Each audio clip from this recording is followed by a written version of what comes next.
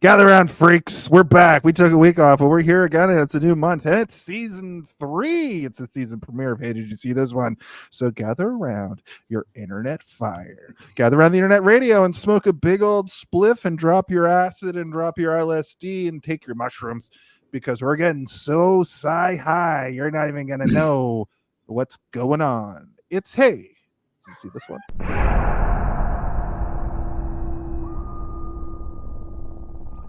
The time has come for you and any other brave enough to venture into the black void of the unknown, to take a closer look at some of those strange films from an era long past. The ones that look like they were made by folks on a serious space trip. Join us as we unearth head-scratching plots, cringe-worthy effects, and ideas so bizarre you'll be wondering what the f*** they were smoking in the writer's room. This month, Hey, Did You See This One? Invites you to grab your tinfoil hats and buckle up for a wild ride through the wonderfully weird worlds of retro sci-fi in Sci-HIGH-ence Fiction.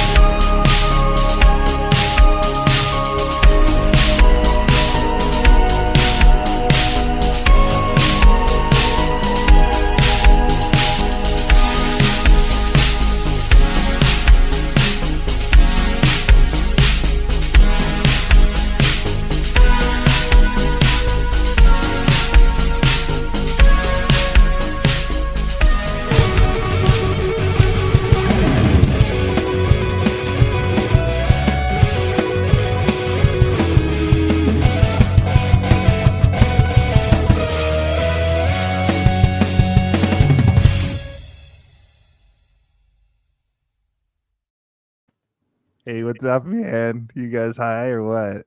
You guys high on? I could have got high. I didn't know that was the theme. You take mushrooms and LSD and acid and My beer can looks like it's high. Look at all that.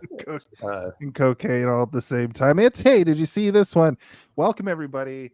It's season 3, which means nothing. It's just a way that I like to sort of split things up. This is our this is sort of the point of the show now where we have, you know, gotten to our pinnacle. Everything is fallen into place. I wanted to delineate that by starting a new season, and to start the new season off, we're going to start it off right with Sci-HIGH-ence Theater, where we have to ask each other and ourselves, what were they on and what were they smoking? This is episode 150 also, I believe, which is also a pretty big. Should have made a sting for that. Got me. You don't Yeah. Oh wait, we do have a sting for it. I forgot. It's this.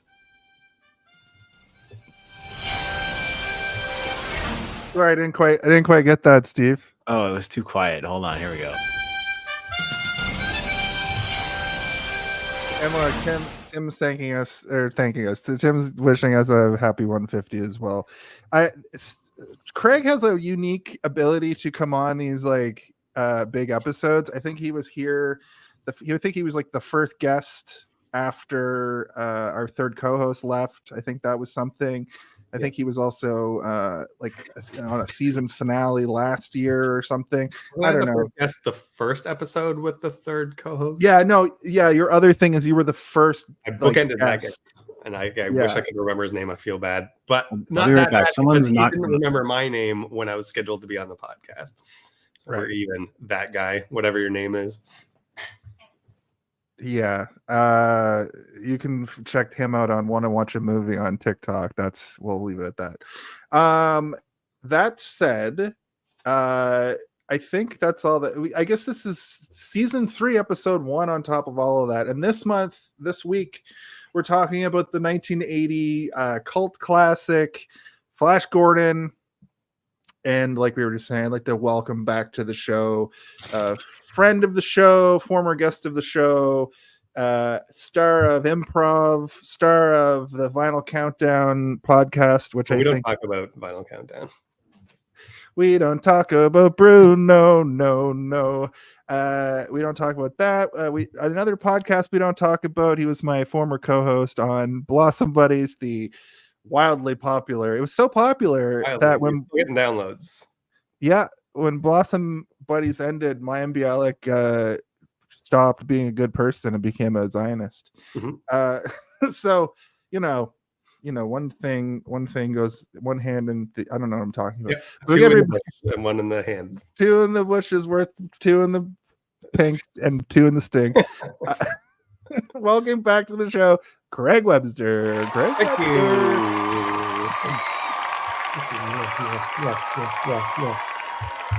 I'm happy to be here. I'm excited to talk about this movie. I had never seen it before 2 days ago.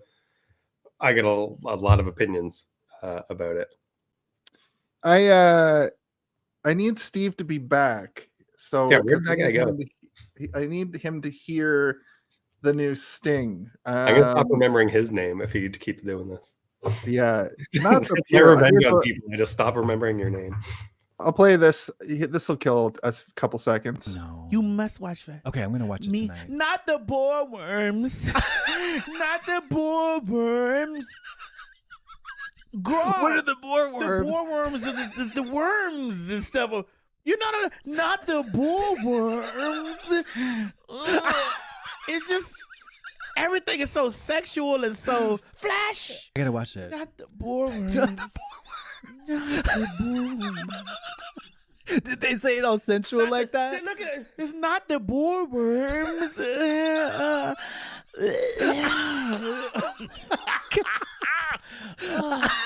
Not the boar worms. I really want to seduce a man like that. Not the boar worms. No, not the boar worms. It's such fortuitous luck that became viral like a week before we were doing this podcast. It's very funny. I have to tell you a truth. You liked that meme. I didn't understand it. I thought they were just saying it funny. And then today, while I'm watching the movie, she goes, "Not the boar worms." And I was like, "Oh, I might had one of those like everything came into focus moments." Mm-hmm. Well, if you watch the actual podcast, they show the clip from the movie, and like they watch it together. And okay. And Katya is like, "You do it a little bit more sensually. You do it a little bit not more the boar worms." Yeah. Sorry, the police were just at my door. That was weird. Oh, did you tell them you were doing a podcast? I said, I gotta go. I'm doing a podcast, officer. No, they were looking for someone down the hall who I don't know. They're just asking me if I knew who it was. And I'm like, I don't know anybody. Sorry. Yeah. I know 5 people outside of this building. No one in the building, though. Well, that's great. So we've been joking around about, I want to have the guests do a brief synopsis of the movie, just real quick, just in a paragraph. What's the movie about?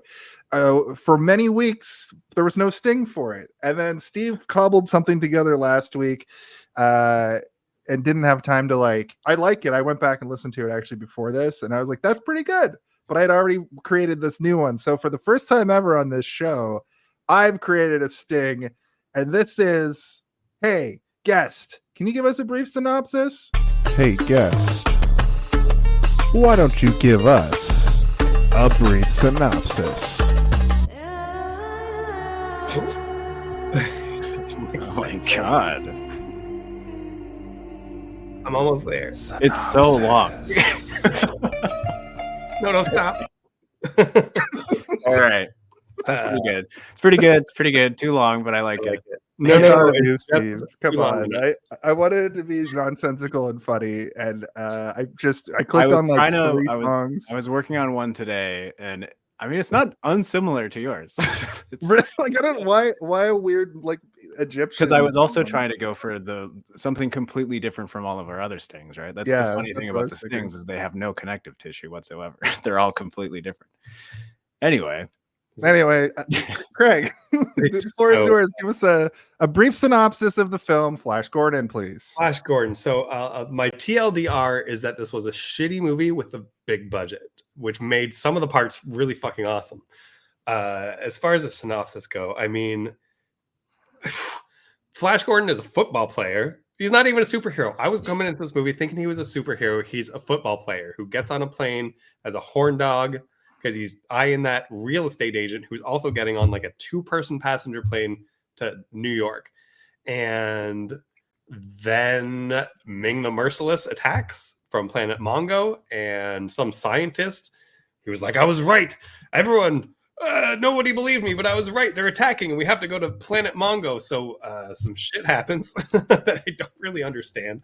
And then everyone ends up in space fighting all these space aliens. Now, Ming the Merciless, he's a like an emperor of planet Mongo and all the moons of Mongo.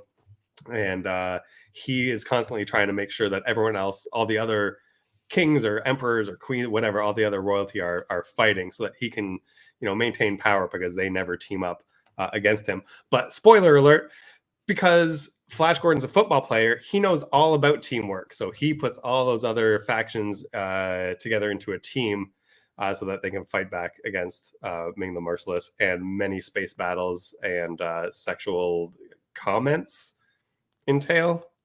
There's a lot of it's pretty implied horny. Yeah. sexuality. It's a very horny movie. That's pretty good. And there is, like I was saying in the pre-show, there's a porno that came out 6 years before this, which I guess is a remake of like a porno parody of the 1930s version, which this is a remake of that.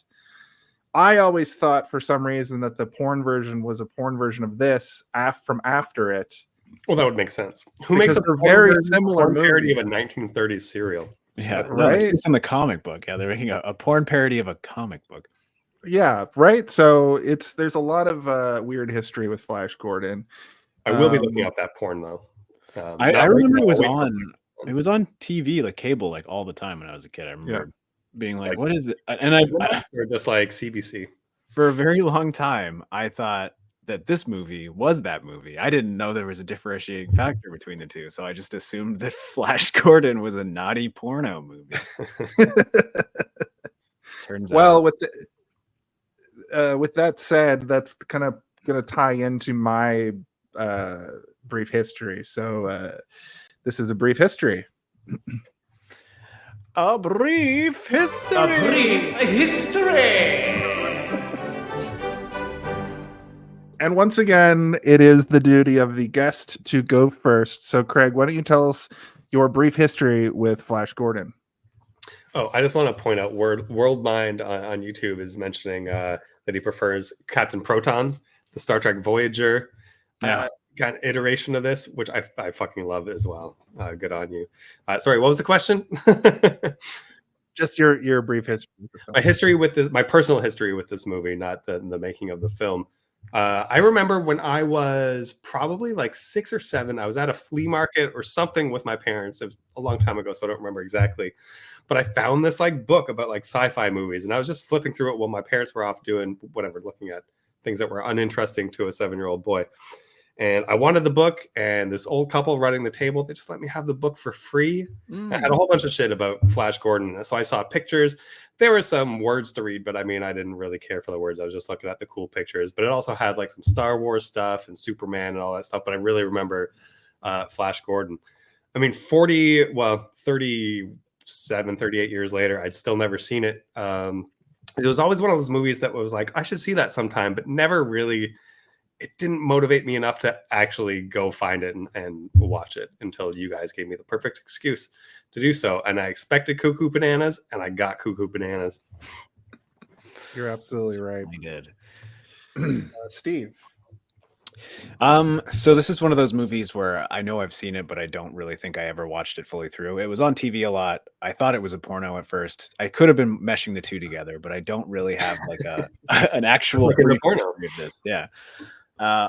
Watching it through again now, I was certain segments of the movie were completely deleted from my memory because they were from the other movie that I'd seen many times on Showcase. At around midnight. Around midnight on Friday. Yeah. But yeah, I have more of a history with like the cartoon show that came out in the early 2000s. I think there was a TV show, like a live action TV show that came out in the late 2000s as well, like 2007 or so.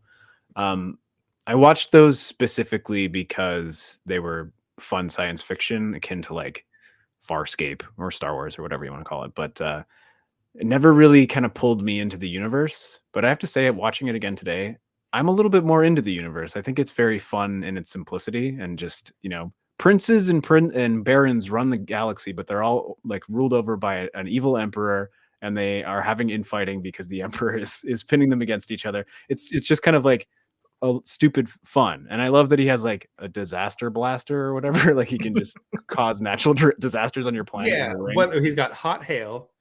Tornado. Hot hail is my favorite because that was what was then flashing. Like that's the one they drilled into your brain during the intro. Was hot hail, just like stuck on the screen for half the intro. Hot hail. What the? It's basically just meteorites.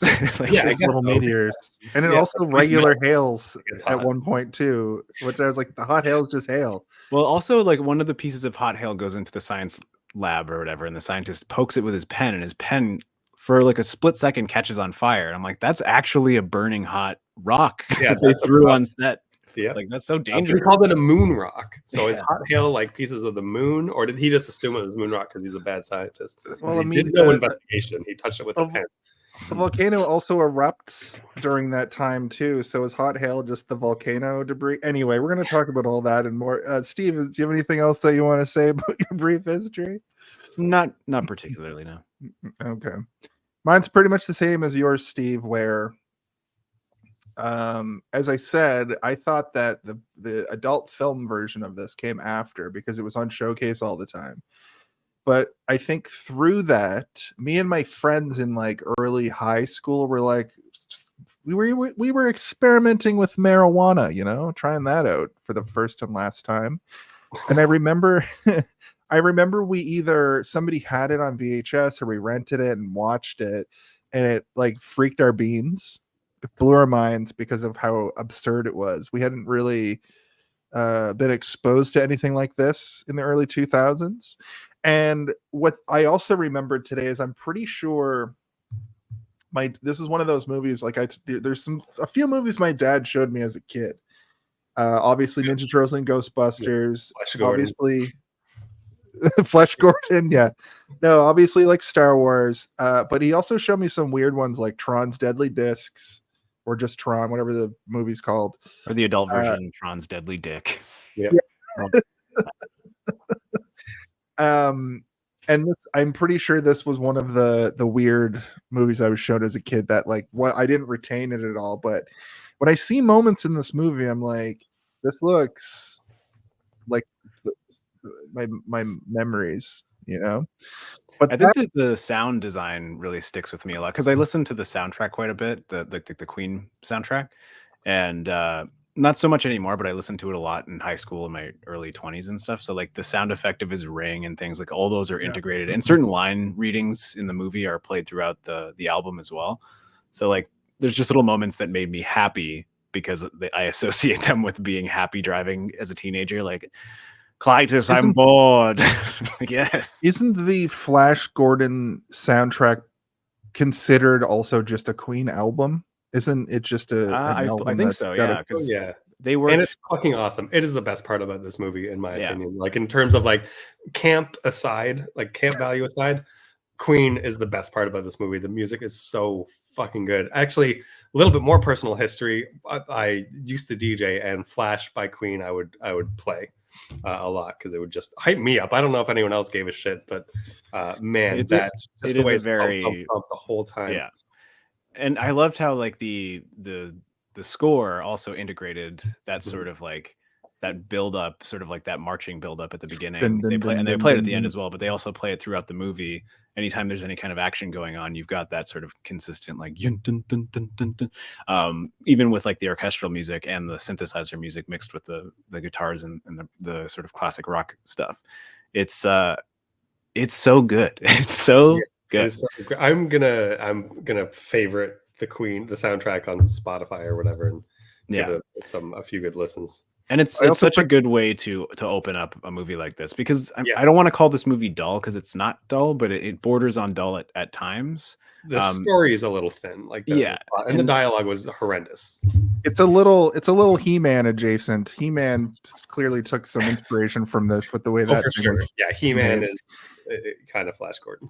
I think that this sci-fi sort of bleeds through a lot of modern popular sci-fi. Like, I think that I'm sure that when Ant-Man goes small, they took some inspiration from the way the sky looks in this when they're in like deep space and it's all trippy.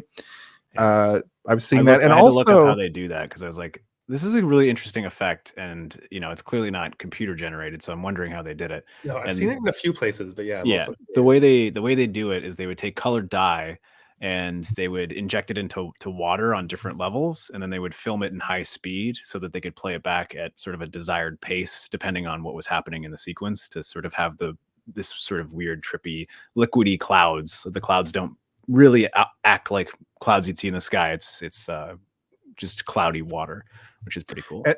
And something that I never put together was that Dayman from It's Always Sunny is clearly just like a parody of this, of the Flash song.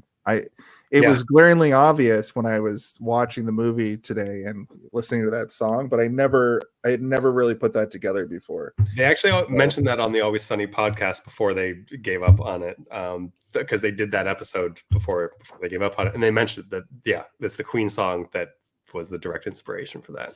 That's awesome. I listened to every episode of that too. It's in here. It's all up here. It's in there, but I like this. Welcome, Michael Cooley. You're absolutely correct. RFK Jr. did survive a boar worm and it laid eggs, and he had no part of his brain taken out. So I mean, and just another interesting fact about the soundtrack is that I believe it's the first movie that integrated a rock band with the composer working together to make a full soundtrack for a film. It's been done since, obviously, many times, but and not made by like a rock band where the rock band was also heavily involved in the filmmaking, so like The Wall and stuff like that, which is also just kind of like an interesting, cool thing, because when you think of Queen, I don't know, you don't immediately think like, oh, they would definitely be into doing Flash Gordon. Yeah, it's a bizarre choice, but like, I mean, Freddie Mercury was a bit of an out there guy, and I mean, I don't even know anything about Brian May and the rest of Queen. Really. Well, Freddie Mercury says in one of his songs that he doesn't like, and I don't like Star Wars, in that he doesn't like popular culture stuff. So it is interesting that they did this whole thing.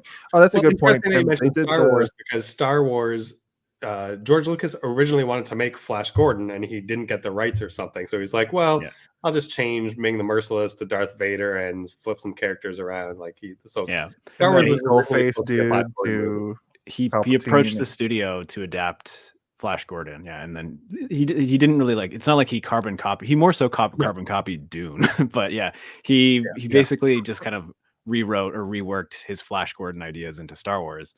But it was because a specific director. I know Dino De Laurentiis, I think, was the one who was like holding on to the rights for everything for Flash Gordon, because he had all these big grand ideas for it, but he waited too long because Star Wars came out, ruled, and then they're like, we got to do Flash Gordon now. Put it out now. Get Queen on the phone. Do you want to push us into director talk? Because I think all right, quiet on set. Are we rolling? Okay, let's shoot this piece of shit. Sound, speed, action.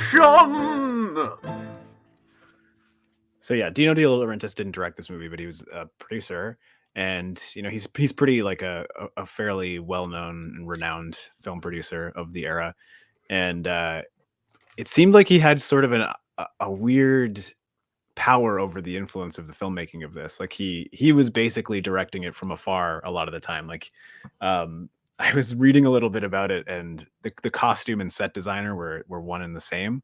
And this guy would just refuse to read the script, and he would refuse to look at any of the comic book stuff. He would maybe look at a little bit of the comic book stuff, but he would just like meld some things together from the comic in his imagination. And same with the sets, and he was going crazy with the sets. And the director of photography is like, we can't shoot this. There's nowhere to put the camera.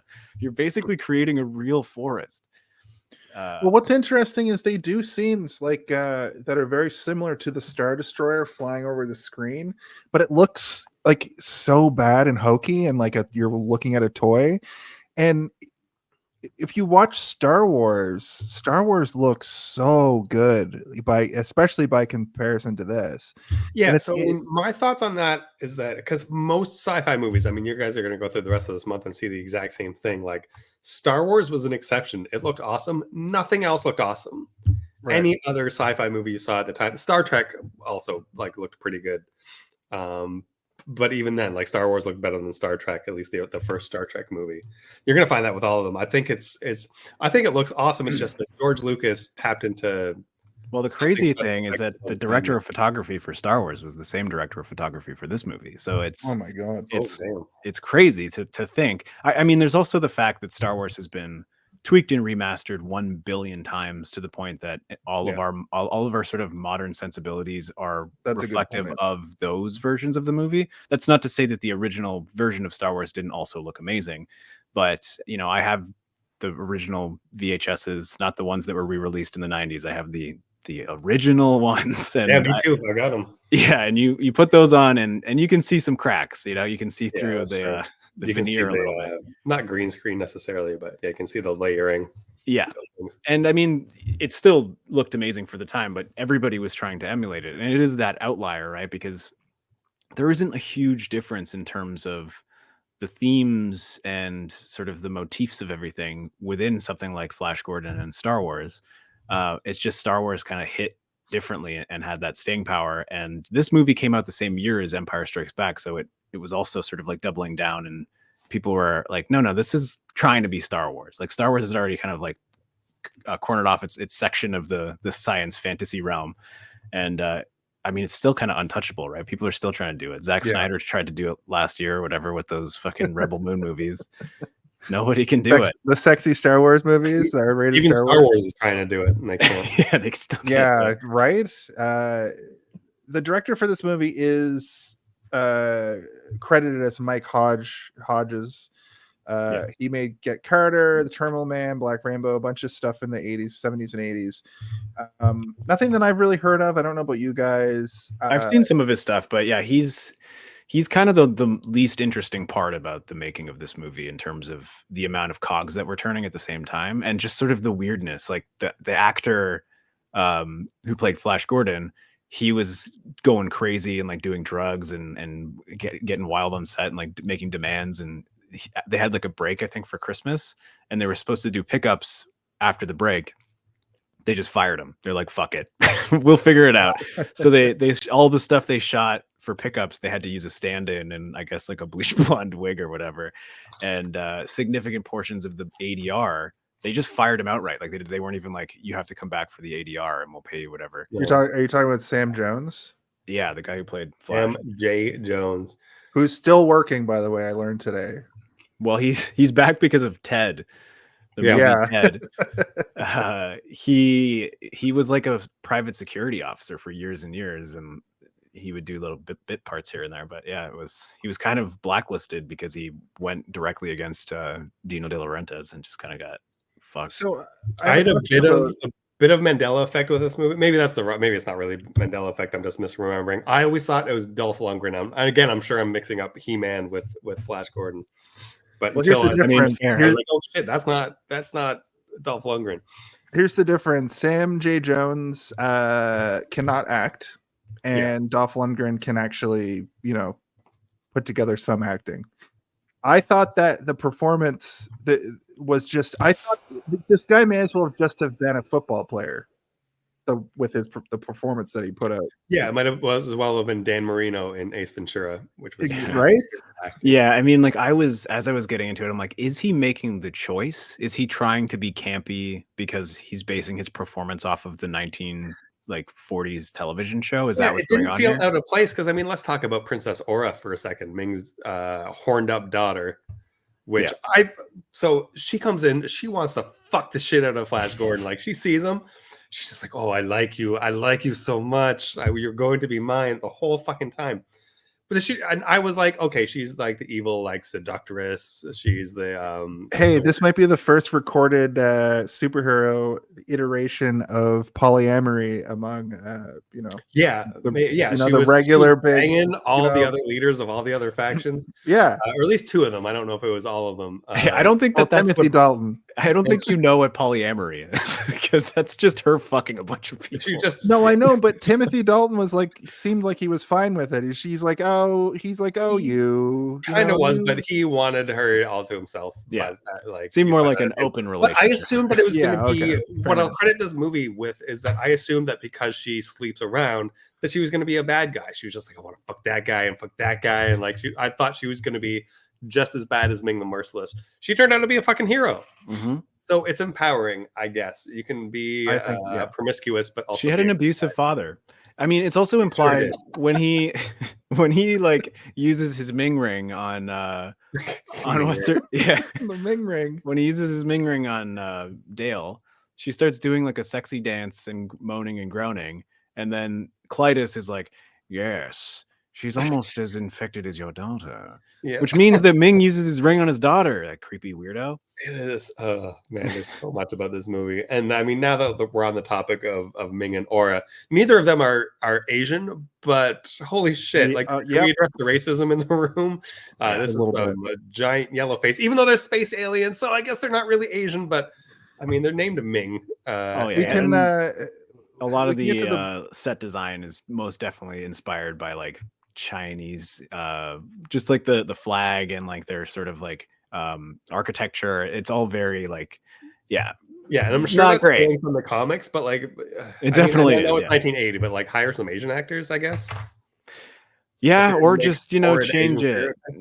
Change it a Yeah. little bit so it's not so heavily influenced. But I guess that was the 80s as well, right? So like anti-communism was like massive. So who knows? It probably wasn't as problematic at the time. And just even looking at it today, you're like, they would either hire Asian actors or it's be less racist in general. Mm-hmm. I don't think Asian people existed yet in 1980. Before we get to the body of the episode, so what I found about this movie as far as the budget goes, it was an estimated 20 million and made 27, but I've also read like 35 million. It made 27 in North America, and then it made more than that worldwide. It performed very poorly in North America, but it did a little bit better overseas. I'm not sure why that is. It's probably one of those things where it's probably pretty easy to watch with like shitty translations and stuff like that. Yeah. It's primarily visual and it very sort of like animalistic and visceral, and it's all just sort of like emotions and not necessarily dialogue. Yeah. Yeah, so the numbers are kind of all over the place from what I've read, but it seems like it did okay. I don't think it warrants a sequel, even though we get that big question mark at the end. I think there's more sequels to the to Flesh Gordon than there are to this. I would have been okay with the sequel. I think that the movie is fun enough and there's enough to explore in the established universe from this that I would have been okay seeing more, but it would have had to do better, like, because the sequel is not going to do as well as the original, and like it barely was profitable. It was, but, like I would have loved the sequel too. I'd love to watch part 2, but I get why they wouldn't make one. Yeah, John Carpenter saw this and he was like, "I'll make a sequel. It's called Big Trouble in Little China." Funny enough, they wanted Kurt Russell for Flash Gordon, and he turned it down because he was like, the character's too vapid and empty and like and one dimensional. I'm not interested in playing this character. And then he played Snake twice actually, but Snake is arguably more interesting. He's more interesting, but he's still very like. I mean, he's more interesting because Kurt Russell played him. If Kurt Russell was in this movie, it might have been a more interesting character for sure. That's absolutely correct. Let's get into the plot and the body. The body of the episode. Now, I'm going to preface this before you hit your sting. I did fall asleep for about 15 to 20 minutes in like the latter half of the movie. So there's a gap, but I don't think it really negatively affected my understanding of what went on. I was trying to edit a video while watching this, so there's lots of chunks that I'm like, what happened there? The body of the episode. I'd also like to preface all of this with I watched this movie like all the way through, and there's sections that they didn't put in the movie. Like there's just parts that just Well, that's because the actor got fired and they couldn't film those scenes. yeah. They just skip whole large swaths of storytelling. I'll start us off with saying that we got opening chaos and Ming's destruction begins. Emperor Ming the Merciless, ruler of the planet Mongo, initiates a series of natural disasters on Earth using his advanced technology, and his goal is to amuse himself by creating chaos. So right there, you already have like a cartoon character as a villain. Yeah, he's doing it because he's bored. His first line is, Clytus, I'm bored. and Clytus finds him a planet to fuck with. Yeah, with his amazing weather device, which has very specific settings and very like broad. I call it the disaster blaster. I don't know if that's been said before, but I like it. It probably, but not on this podcast. Okay. I like it. I also the Ming Ring. Ming Ring, disaster blaster. I think they're both. Ming Ring's great. He also has the James Bond like crotch laser that freaks your bean. Yeah. Ring There's also a laser? James Bond in this movie. That's true. The worst James Bond. I don't agree. I don't know about all that. Timothy Who's Dalton was like the James Bond who just did one? That was Roger Moore. no. He did the most. He did the okay. most James Bonds. What the fuck's his name? I wanted to say Rodney Butterfield, but that's definitely not his name. He has like a funny, very British sounding name. Yeah, it's not that important. We can move on. Yeah. Reginald Buttertip. Nice. Got it. The original villains of Buck Rogers' comic strip were the Mongols. In airships, Asians were considered exotic. It was Timothy Lazenby. Sorry. Oh, Timothy. Yeah. In sci-fi of the 20s and 30s. Okay, so that explains the racism. And I see. Do you know what's funny? Timothy Dalton. The reason why I clocked him immediately is because he was technically my first Bond.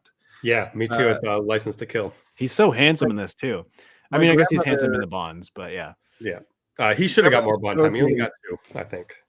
Yeah, he only got 2, but I think people were turned off by like the darkness of those movies, and it was like the late 80s or whatever, so it was like all about diamonds and drugs, and people were like, I want him to have shoes that have rockets. Who were the villains? That wasn't the Russians. Was it the Libyans, like Back to the Future? It was something. It was some Cold War shit, but I don't think it was like the Russians themselves. I think it was like Russia adjacent. Yeah, George Lazenby. Sorry, George. Yeah, there we go. Yeah, he's also the one Bond that implied that James Bond is different, is like a title and not a name kind of thing. Which okay. In his movie, he's like, this never happened to the other guy, implying that Sean Connery never got ditched by dames or whatever. Yeah. I think that I don't remember much about I rewatched them recently too, but it was COVID and everything's a haze from that. The movies that I watched during that time didn't really stick in my brain a lot of the time. Yeah. There's not a whole lot in the opening. I think Christopher Walken's a villain in one of those ones, isn't he?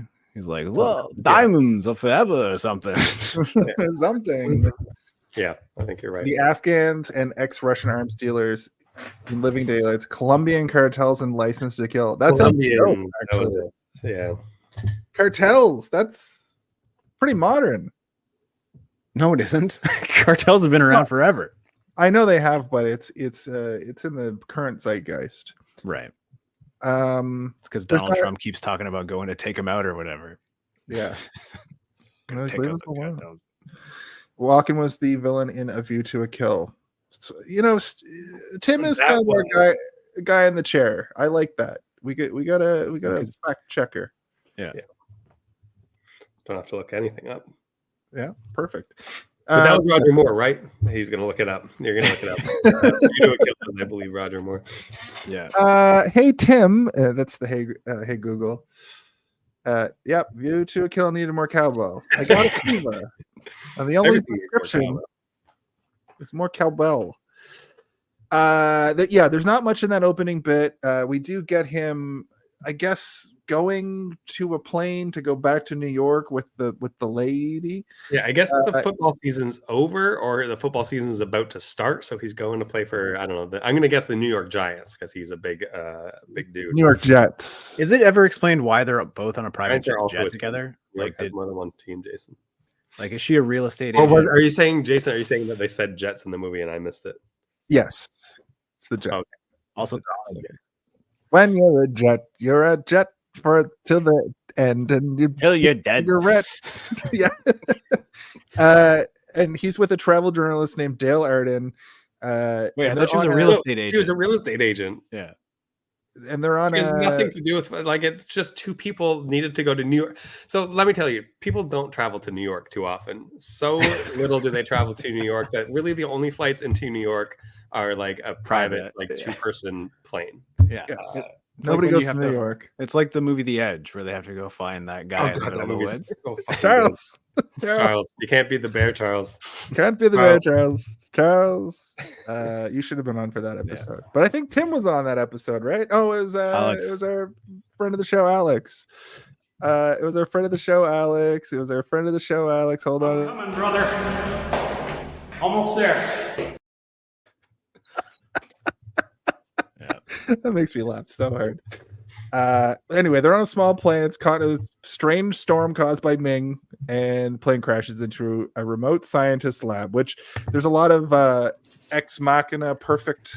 This is when I figured out that I'm definitely gonna like this movie. Was this entire sequence of this doctor? I was like, okay, I understand the humor here now. I didn't know what I was playing with going into this. It's been so long since I've seen this movie. I wasn't sure if it was going to be sort of like the kookiness is going to be in the sets and the situations, but it's like, no, there's going to be some kooky characters as well.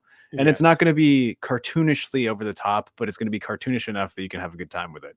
What about because the titular Flash Gordon who wears his name on his chest? Oh yeah, that was great. You just had a T-shirt that said Flash on it, so everyone would know in case he's wearing his merch. He's probably got merch. He's a famous football He doesn't player. need to buy shirts. He gets free merch. Yeah, exactly. I messaged Jason. I was 8 minutes into the movie, and I messaged him. I was like, I'm 8 minutes in, and I fucking love this. That was a bit premature. I mean, the first 8 minutes, point, I was like, this is 10 out of 10 10 awesome. By the end, I mean, it dragged a bit. You fell asleep. I think you fell asleep. I can see why, because like when you've got a scientist who's yelling, "I was right. I was right." Check the angular vector of the moon. Yeah, exactly. And getting him to check moon vectors. And then, you know, his assistant is like, "We got to get out of here." And then he immediately pulls a gun out. Like he just had a gun on him. Yeah, he just had that like, gun. Get in the rocket. I wonder if the Simpsons, I said get in. I wonder if that's a reference to that. Could be. I mean, The Simpsons definitely has referenced Flash Gordon at least 100 times in the 37 years it's been on the I always thought that one was a Conan O'Brien. Just I don't know. I said get in. But also like a George Howell or whatever that actor or the guy who was holed up in his penthouse was an insane person. The Spruce Moose apparently was a real thing. Yeah. That actor who went crazy. Anyway. Yeah, The Aviator's about him. Yes. The movie The Aviator. Not George Howell, I forgot his name. But isn't it like Howard Hughes or something? Yeah, Howard Hughes. Yeah. Right. So Dr. Hans Zarkov, a former NASA scientist who's also disgraced, as we find out through this movie, he believes Earth is under attack from aliens, and he forces Flash and Dale to board his homemade rocket to investigate and hopefully stop the threat that he made in his like adjacent to his greenhouse. Yeah, I forgot about the homemade rocket. That was. I love this lab though. This lab set is amazing.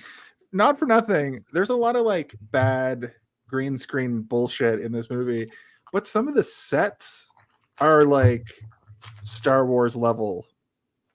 Yeah, like I said, like it's a bad movie with a high budget. Like they were able to do some shit like at Queen and build nice sets. I think the one thing this movie is missing that Star Wars has is practical locations, because everything is a set in this movie. Like Everything is set, absolutely like a everything. 1960s Batman. Yeah, Bananas, which like, also one of color the other producer and I believe one of the writers was like he was a Batman aficionado, not aficionado, alumni. Like he came straight from the Batman show and was like, we're just making a Batman episode, a long Batman episode. It has to be kooky, crazy. It's got to be dancing and horny rings and all sorts of shit. The scientist has a gun, and it all works pretty well. The Fiddler on the Fiddler on the Roof. The actor is from the movie The Fiddler on the Roof, the doctor. He's the one who sings the song, If I Was a Rich Man. Then he pulls a gun out and he says, get in the rocket. Yeah. So speaking of the gun and the rocket, so he's trying to get his assistant into the rocket with his gun. And I wrote this quote down. He says, get your toothbrush and whatever. And whatever, yeah. So is that a testament to good writing? Because this guy clearly, he wouldn't have had a speech planned. Yeah. So he's just like going off the top of his head, grab your toothbrush and whatever. We're getting to the fucking rocket ship. Or is it just really bad writing? Like they couldn't come up with something more awesome for him to say. Maybe they expected him to like riff or something, or maybe the guy just ad-libbed that line like he couldn't remember it. But the delivery on it is absolutely golden. Like that's something that would be in a modern comedy today, and it's still funny. Toothbrush or whatever. Or whatever, yeah. Because I'm kidnapping you into space. But those are the two things he could think of that you might need when you're going on a space adventure: is a toothbrush and something else. I don't know. Yeah. I like how Whenever they you just want to bring your Game Boy. Bring your Game Boy. It's a long trip. Mm-hmm. I think he's trying to take just her along, and he falls in trying to get the gun away from him. And they have one of the worst choreographed fight scenes I've ever seen in my life. And the camera is like right up on them too, because there's no room. Like clearly the cameraman was in like Listen, I told you that the set designer didn't give a shit about camera placement. He's like, I'm building an actual rocket. Yeah. No, you open up one of the sides. Like, nope, we're going in the rocket. At that point, though, he's trying to convince his assistant that you got to come with me. We're going to fucking space, and I have a gun. And then a random football player and real estate agent crash into his greenhouse. And he's like, I don't need you. I'll bring his assistant. I have no idea who they are. Instead, sorry, his trained assistant. This is also very, very funny. Is the assistant starts to like just leave, and he's pointing the gun at him. And then he starts running away, and he's like, "Why are you running?" Like his assistant is just fleeing, and he doesn't stop him, even though he's pointing a gun at him. It's so funny. Well, no, I respect the scientist for that. That keeps him being a good guy because I mean, he is threatening him, but what good is killing him going to do? Exactly. Like that just makes him a murderer. Like if really isn't going to go to space and the gun isn't convincing him, then it's also just funny that he's still kind of pointing the gun at him, being like, "Where are you going?" And he's running away, and the assistant is not responding. He's like, "I'm just getting out of here. This guy's not going to kill me. Shoot me if you got it. I'm going to die here. I'm going to die in space one way." So it's a fortuitous turn of luck that the football player and the real estate agent show up because he needs somebody to hold down the button or whatever. It's like it requires one person to hold down the button while I pull this switch. What would happen if there weren't those people in there? He would be fucked. So he would just float off into space and the credits would roll. But I think that the way I would look at it is that he's probably like this rocket is probably regulated to like weight, and this football player probably weighs so much, so he's probably like, I need to take the woman who's lighter because this guy probably weighs like almost 300 pounds of muscle. He's gonna fuck with my fuel reserves or whatever. This is what I'm thinking. So it makes sense. He was going to use the woman as like a flesh trade. My brain. That's where my brain first went. But then I took what I knew about the scientist so far, which is 5 minutes of him wielding a gun, and I was like, he seems like a logical guy. He's probably worried about the weight. The thing that's great about this opening bit is we get a great mixture of like miniatures for the practical effects, and then also full-sized practical effects, like when the plane crashes into the lab and the spaceship. But when the spaceship's in space, it's like clearly a miniature. And then like we were talking about it earlier, the sky effects look really great. But what I'm thinking through this whole part is immediately we missed a beat about why the girl and Flash are just smitten. They're just it's one of those situations in movies where just because there's no They're both other hot. romantic- He's a star and she's pretty, and he was Yeah. smitten by her earlier. He mentions On the briefly, tarmac. like, He saw her while he was waiting for the plane. And Yeah, he and like he got a little grin on his face. My fourth note is, so far, Flash Gordon's just a horn dog at an airport. yeah. Yeah. I thought because at this point I still thought Flash Gordon was like a legit superhero. Like I didn't realize he was just some football player that got thrust into hero. I also fully forgot that. I must have known it at some point, but I definitely had that moment too where I'm going, is he just like a guy who's on TV? And then he's like, I play for the New York Jets. And then later there's that whole sequence where he's using a helmet shaped like a football as a weapon. Yeah. Also, I have even a the first story fight about that he gets into, he's not doing so great. And then someone, I think the scientist throws him something shaped like a football. Yeah, it's And like then a he's helmet. amazing at combat because he's holding what feels like a football. Yeah, that whole sequence was a fortuitous sort of like light bulb moment on set. So they had all these egg sort of things. I guess there's supposed to be offerings to Ming of all of the worlds that worship him. Yeah, they sure look like watermelons. I wrote down where the fuck did the watermelon come from before I got a better look at it. They are like big Fabergé eggs, and Yeah. I guess the idea is that like Ming goes around and like repopulates planets Mhm. and like makes children and puts them down as rulers or whatever. So like them offering eggs, I guess, is like them offering their planets. I don't know. That's what I read from this, but It's just you're reading too much into it. It's just Fabergé eggs. He's got yeah, that's all. have it. But the original fight was just supposed to be a regular fist fight, like just a brawl. And then while they were on set, he was like playing with it like a football, and the director was like, "Wait a minute, he's a football player in the movie. Let's make this a whole football player fight where he's playing football and using one of these eggs as a weapon." And Because it really was just like, I mean, he doesn't know, he's a football player. He doesn't know combat, but put a football in his arms.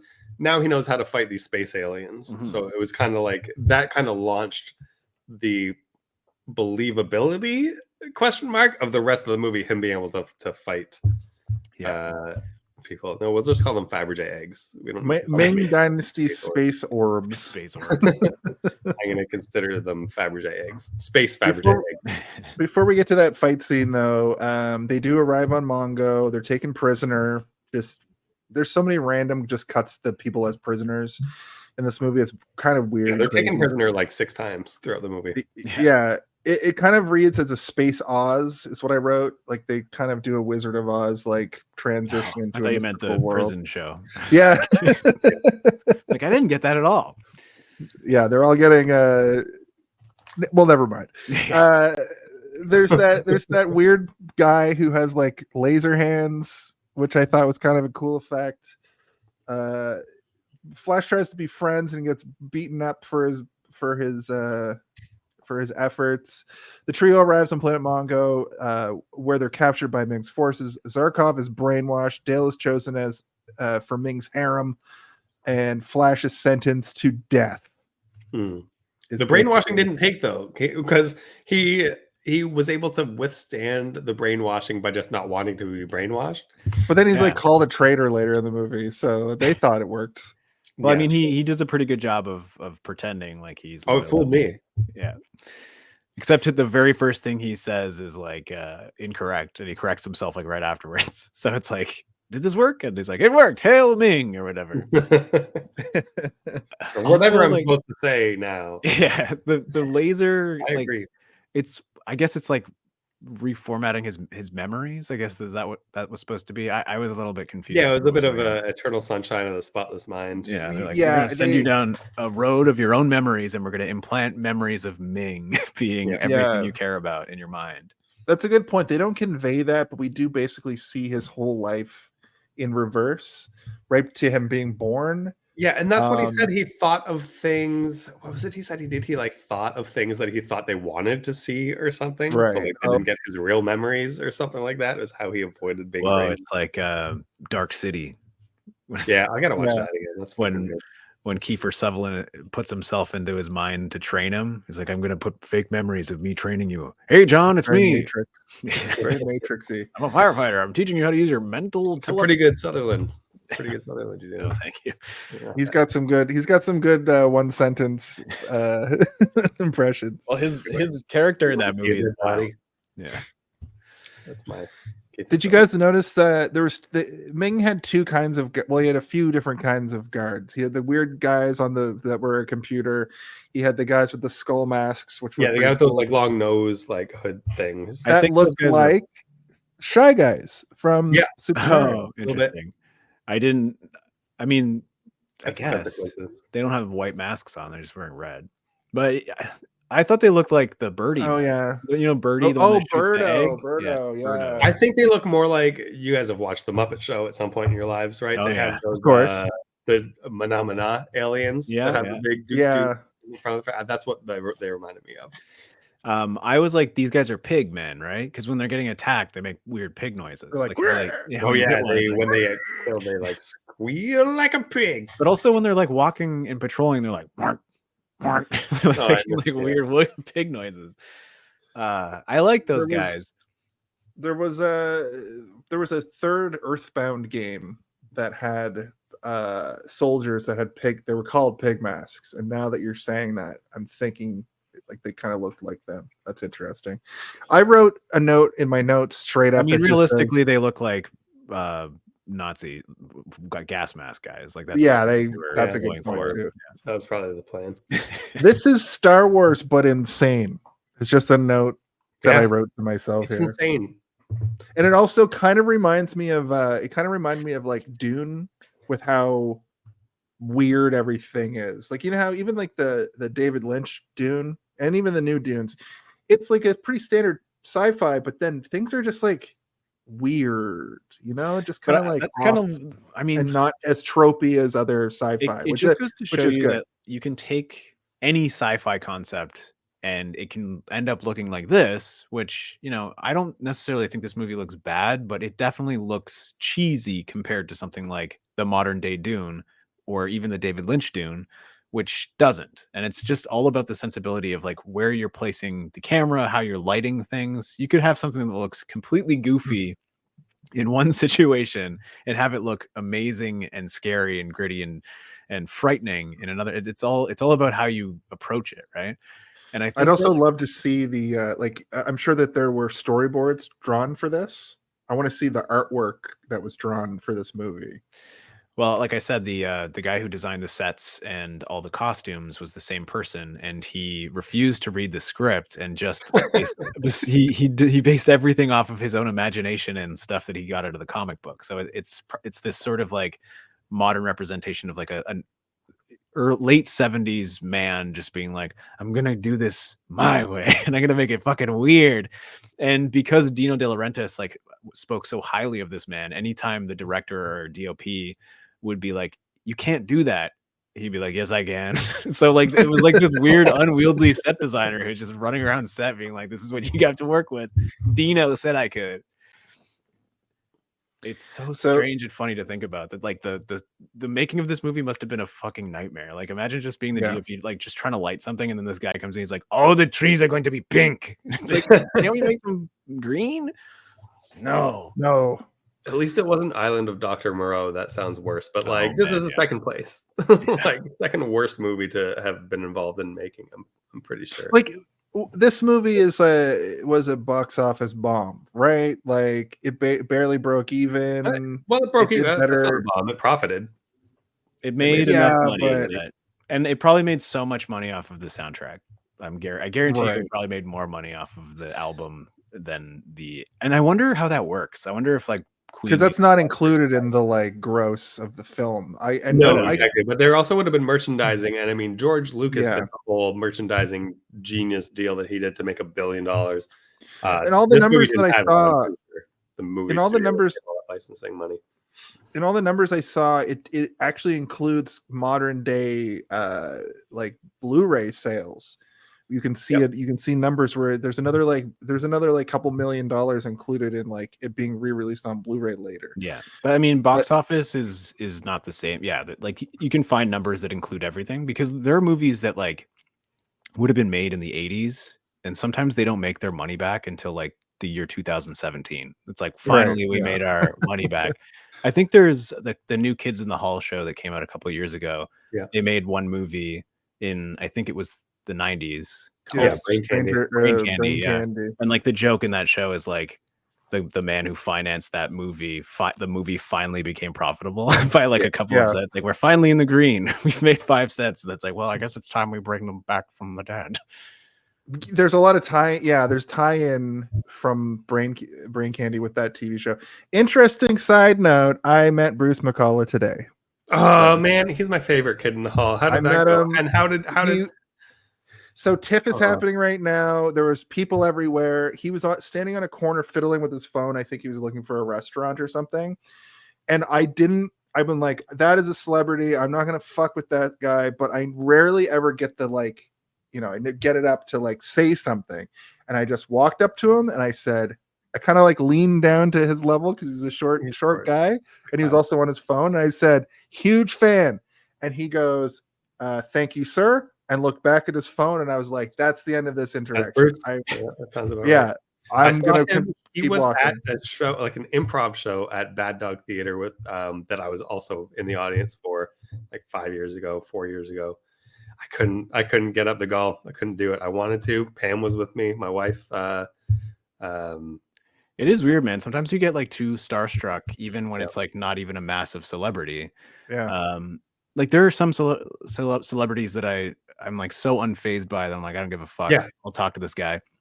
But then there's other ones that there's just something a little bit too special about it. And I guess you're like worried you're going to say something weird, or like you just can't even get over yourself. For me, it was that first impression. Like, this is the first impression. If I do it now, like there's no going back on the first impression. And I had a panic attack when I met Anthony Daniels, the man who plays C-3PO. I was like, oh God, I'm having a panic attack. I got to get out of here.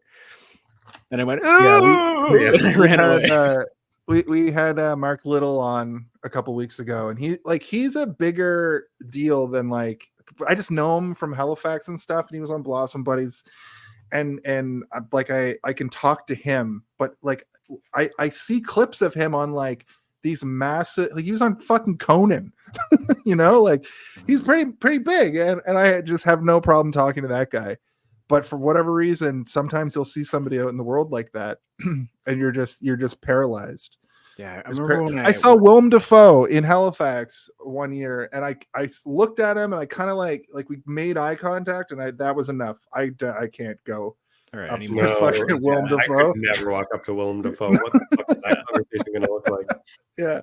Hi, Mr. Willem Dafoe. Do you want to come to Easter dinner? My name's William. William. Everyone's been pronouncing it incorrectly the whole fucking time. This whole time. World Mind makes a good point here. Like, if I met Roddy Piper, I would melt into a puddle. I watched a Roddy Piper movie last night, and it was one of the worst things I've ever watched, but it was still pretty fun. It was called It's called Sci-Fighter. I don't know. I've heard it. I have not seen it, but I've heard of it. I was watching it. I'm like, this is definitely shot in Toronto, right? And then a bunch of Canadian actors started showing up. I'm like, oh God, yeah, this is embarrassing to watch. It was trying so hard to be Blade Runner, but it just couldn't do it. Don't try to be Blade Runner. Never try. Star Wars. Down to him wearing a big brown coat, but it just was it was all floppy and like thin, and you're like, no. To get back to the movie, that was a nice little. I once met Yeah. Well, you met Patrick Wilson, or not Patrick Wilson, the guy from Suits, the Escape Room. You had a bunch of people come in. Actually, he was one because I didn't know who he was because I'd never seen Suits, and he was at the games and he played and he loved them. And then like we exchanged telephone numbers because he was really interested in the games and wanting to make one. So I was like texting with him, and I didn't even realize the level of fame that he was at until I had already established a comfortable relationship with him, which made all the difference. That's what you got to do, is just never fall to celebrity. If you're like in love with somebody, it's going to be really hard to talk to them. But all the other people, like Izzy and Rachel and all them, were like, oh my God, he's from Suits. And I was like, what's Suits lawyer show? I've never seen it. Yeah, I was a real fanboy when I met Billy Corgan. But then I was eating in a restaurant and Russell Peters showed up, and it was in Toronto. And I was just like, leave him alone. My sister and her friend followed him and his crew into the next room. I was just like, it's Toronto. Comedians are going to show up at restaurants. Yeah. But it depends who it is and who you are, I guess. I think just as one last one, where it kind of goes from being starstruck to being fine with it. Phil Guerrero from YTV. He also came to the PJ Freshville. Yeah, he. I met him and I immediately was like, "You were a huge part of my childhood," and he was like, "Okay." And then I was like, "Oh, just be chill with this dude." And then he said a bunch of like stuff that I can't repeat. And then I was like, "Oh, this guy's just like the most normal person now, who does commercials and." Yeah, he appearance. came into the games as well. I met him. He was kind of rude, but he was also, like you said, he was just sort of like a chill, kind of weird guy where you're just like, a funny stoner. Yeah, he's just being himself. He also, like, Yeah. I'm pretty sure he was partaking in the wacky tobacco before he came in. Absolutely. Him and his friends all stunk of weed. Yeah. I think I was more stoked to meet the other VJ. Fuck, I can't remember his name now, but like the ginger guy that was one of the other hosts. Yeah, he was from one of the Super Kick shows. I think it's Paul. Is it PJ Paul? Yeah, yeah. Do you guys remember what PJ stands for? Photo jockey. Jockey, yeah. Phono jockey. I don't know. I knew it at one point. Film jockey with a PH. That's what I was about to say. The movie Flash Gordon. Flash Gordon from 1980, starring Sam J. Jones. We're almost into Act 2 here, so I'm just gonna. I want to point out that there was a sequence here that was so insane. I wrote it out like this: Flash is there, right before he gets executed. He watches that there's almost a gang fight between multiple gangs. Yeah. A coup. They're not freeze gangs. magic. Factions. Well, they're different factions, different races. They're both royalty. One led by a man with Kingdom, I wings, think it's and officially another kingdom. one. Yeah, one's There's a baron. there's and almost one's prince. a race war. Sorry, a coup, freeze magic, blue blood, an emperor stabbing, and a snitch drone. It's just a lot happening. Love the There's snitch. so much drone. happening all the time. Like, I Also, I was lost like- the plot because there's just so much happening all the You know time. when you see an actor and you're like, that guy's in stuff, but he dies so fast that you're like, maybe he wasn't. Maybe I'm just like not reading that face right. So the guy who tries to kill the emperor, I'm like, his face is very distinctive. I definitely have seen him before. He must be in something. And then I'm like, oh yeah, he's in all the Harry Potter movies. He's just like one of those. that guy, that fucking what the big guy. His name's King in the Harry Potter movies. He's Kingsley Shacklebolt. Oh no, yeah. wasn't there What someone about else? what about Deep Roy as the Gimp? Oh yeah, I saw Royal Deep Roy Gimp. too. I forgot to. Yeah, I wrote that in my notes. But yeah, Deep Roy it's always nice to see him. This was sort of like his fucking time to shine in Hollywood until Tim Burton sort of brought him back and was like, Deep Roy was in all my favorite movies when I was. Yeah, and then there's Brian Blessed, or I don't know if his last name's pronounced Blessed. It's Blessed, yeah. Is it? Yeah, he was fucking awesome. I loved him in this He's so so much. funny. Yeah, The he's such a funny the guy. too. End combat when he keeps going dive, Yeah, dive. yeah. So And just like his face is like wildly expressive. Like So his mouth animated. is so big. And all his like little sort of slapsticky moments where the camera's just cutting to him and he's just like, Yeah, and like, he like was hitting people funny. with his cane and like tripping he people. understood the assignment. He was Yeah. like, we're making a comic book movie. Like, really, at this point, as far as comic book movies goes, there's Superman, and that's like it, right? Like, there was serials in like Yeah. the 30s and 40s, but as I far was as also real gonna- movies, it I was also Superman gonna and Flash mention Gordon, right? that Valkyrie boss guy. What's his name? Voltan. Voltan. We're talking about right now. Voltan, Brian yeah. Blessed. That's what I'm that's saying. They almost Zeus in the Thor Love and Thunder was almost characterized the same as this character in this. I noticed, and I'm wondering if they took inspiration from this. That entire sequence in Thor is a Flash Gordon reference. Like them, just Right? wearing That's what I'm crazy saying, right? golden armor and shit. Yeah, that whole thing is. But yeah, Can I Brian Blessed. point out, well, I want to just touch back on Harry Potter for a second because Robbie Coltrane is in this as Man at Airfield, and he is fucking what's his name? Hagrid. Oh, is he? I didn't Hagrid's see in him. that. That's who I thought Yeah, you were I talking noticed. about. I was going to ask you guys about that because there's a guy who is clearly Robbie Coltrane who walks up to the plane and then walks. You just see his back, but you see the side of his face for a sec. Yeah, And I was and like, when I is was that- watching, that was the moment when I was like, "Is that fucking that guy that I know?" And I had to look it That's up. the same as in American Werewolf in London.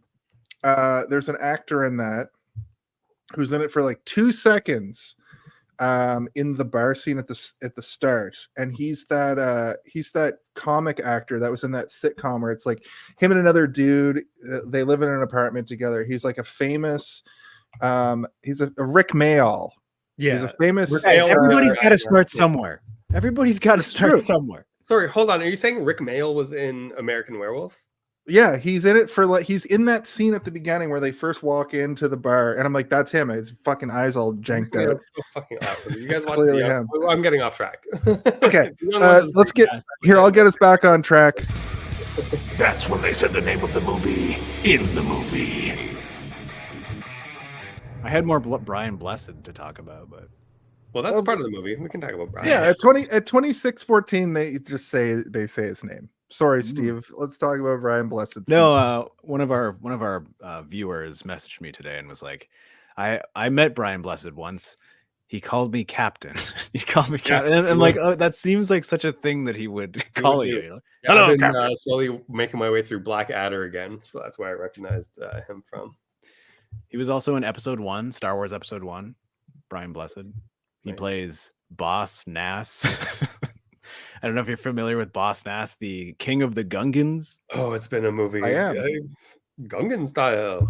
He's a full CG. He's a full CG monster, and he just goes like, you go to the planet called to see the queen. We all wound up on Tatooine. You're gonna get us struck with a strike. I wrote, is that deep man. Whatever? Deep the Oompa Loompa. He's shown for 1 second, but he was also shown for 1 second in a lot of movies of this era. Oh, he was shown for 1 second like several times though. He was like throughout the movie, but that's very briefly each time he appeared on screen. But he didn't have like a never-ending story level character arc where he had a snail that he raced on that we all wanted to see him ride on top of. A never-ending story, yeah. Actually, just a quick side note. There's a video game called I can't remember what it's called. Earthbound, Final Fantasy. No, it's not. The two that you talk about every episode. But there's a character that rides a snail. You're like, you go down to like an underground world and he rides a snail around, and all I can think of never ending story. It's that one where you like you fight things in the level and then it recreates stuff in the like town. Fuck, why can't I remember the game? I don't know what game you're talking about. Come back to us next week with your answers. Yeah. I guess. Yeah, thank you. Okay, that's the back on the fucking rails button. Is that the back on track thing? Let's get the show on the. Yeah. Okay. So just to end out the first act, Flash's execution, rebellion sparks. Flash is executed by gas chamber, but is secretly revived by Ming's daughter, Princess Aura, who is captivated by him. So bad. She plans to use him to overthrow her father. I like this sequence. There's a weird guy that comes up and he whispers something to Flash. The game's called Soul Blazer. Soul Blazer. Oh yeah. Okay. I didn't quite catch what he whispered to Flash. I think he said like, "This will make you all right" or something like that. Rumor has it is the same thing that Bill Murray whispered to Scarlett Johansson in Lost in Translation. Oh, I see. That's true. She was all right too at the end. Some good gas. The gas looked pretty good. I was impressed, and it's scary. I would be scared in that situation. I'm also kind of like, they put him in an electric chair, but then gassed him like a gas chamber. So weird. The backup, just in case. Instead of creating like an interesting new way to kill somebody in an execution situation, they're like, or go way back to like beheading. They're like, no, let's combine. I bet it was like, you know what I bet it was? I bet wherever they were filming, I guess they were probably filming in Hollywood, but I guess no, they filmed in London. Oh. Okay. Pinewood Studios. But I bet I bet they were like getting rid of the death penalty, and they were like, well, we got these extra electric chairs that we're going to sell for cheap. I bet that's what happened there. Is right. They were like, we're either going to burn this or we're going to reuse it. Yeah. Let's reuse it for this movie. Because I mean, they're making shit up as they go along. The whole football thing you mentioned earlier, like really, I think they just came across a cheap electric chair.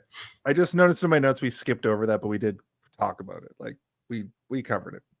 Yeah. The football fight? Yeah, we got it. We Yeah. understand. He fights like he's in a football game. He's just tackling It's like people. a football to Flash Gordon is like spinach to Popeye. Like give him a football and he can take on anything. Yeah. And So also, Dale turns into like a cheerleader at that point for some reason. Yeah, oh, yeah, Like, that Flash, was- you can do it, Flash, Flash. Yeah, Flash. That was too too we didn't cheesy mention. and campy for me. I didn't like that bit. I also want to let you guys know that Ming's name in Flesh Gordon is Wang, and Oh. I was looking up that movie during my notes, and I start referring to him in my notes as Wang. I wrote, Is it Wang Wang's the- daughter is kissing everyone. But He's what's back. Is it just Wang the Merciless or is it Wang the Worceless or what? Something like I don't know. Oh, It's just Wang. But Okay. there's somebody called like the asshole destroyer. Like it's crazy. sounds great. Yeah. So they kill him in quotation marks, and then they have like a plaque written in English. So I guess everybody just writes in English in the world or in the galaxy, which is fun. But the name Flash Gordon is written like the title card too. It's like and like his shirt. So like they were respectful enough to write his name in in his merch his font. Yeah. But it's like killed by Ming the Merciless. He's in like a classic coffin, like a Dracula coffin, basically. And then they show up and they open it up and they inject him again and to bring him back to life.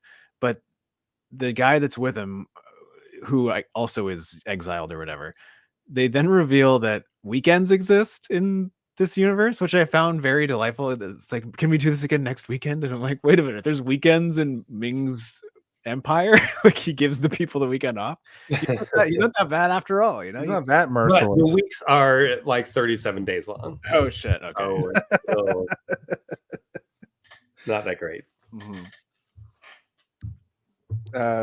Put this uniform on before the lizard men come back to take you away. Yeah, I love that part. I wrote down just like lizard. I wrote down LOL lizard men because Oh man, the lizard men. like everything in this movie looked great except for the lizard men because it was just like the dude's face painted red inside a giant lizard mouth, but there's clearly a man's face. It didn't make. But it's not any even goddamn like sense, it's but I just. loved it.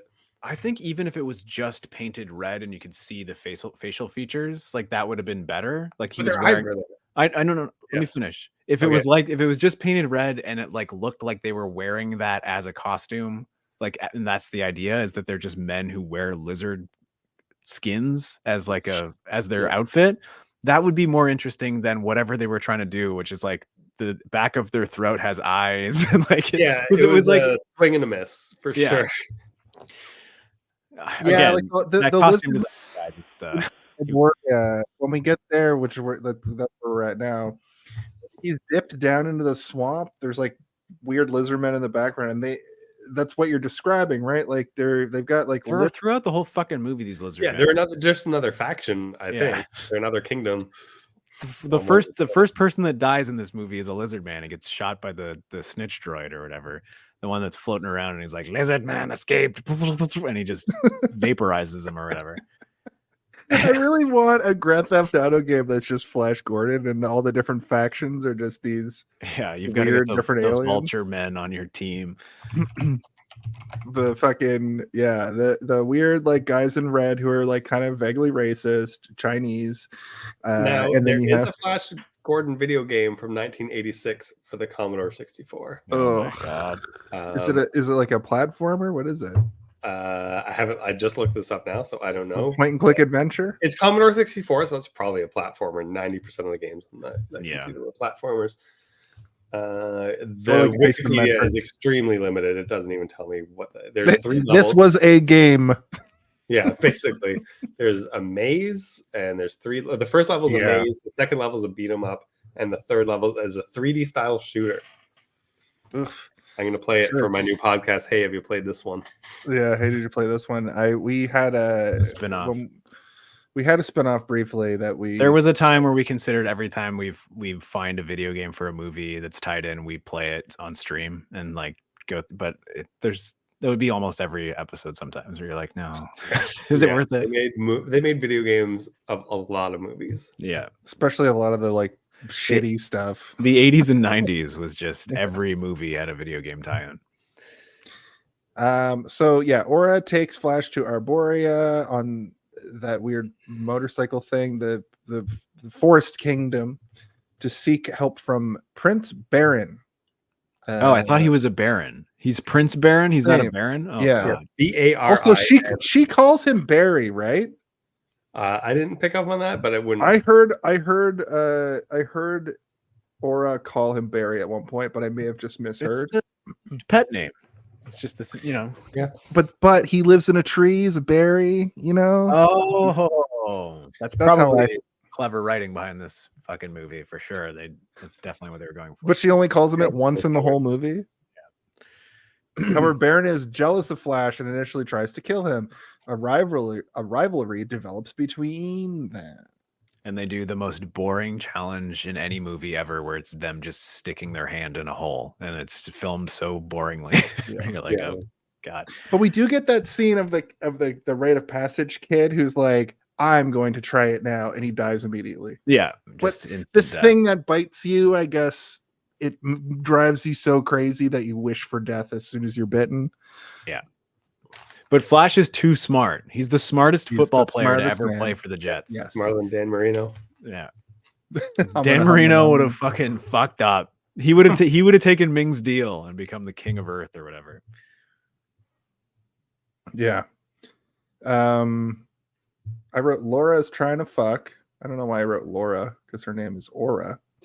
The other woman is being fed to Ming, and the women give their drugs. Oh yeah, the scene where it's like a weird green liquid where you drink it and you're horny or whatever. It like makes you all right. It makes fucking Ming.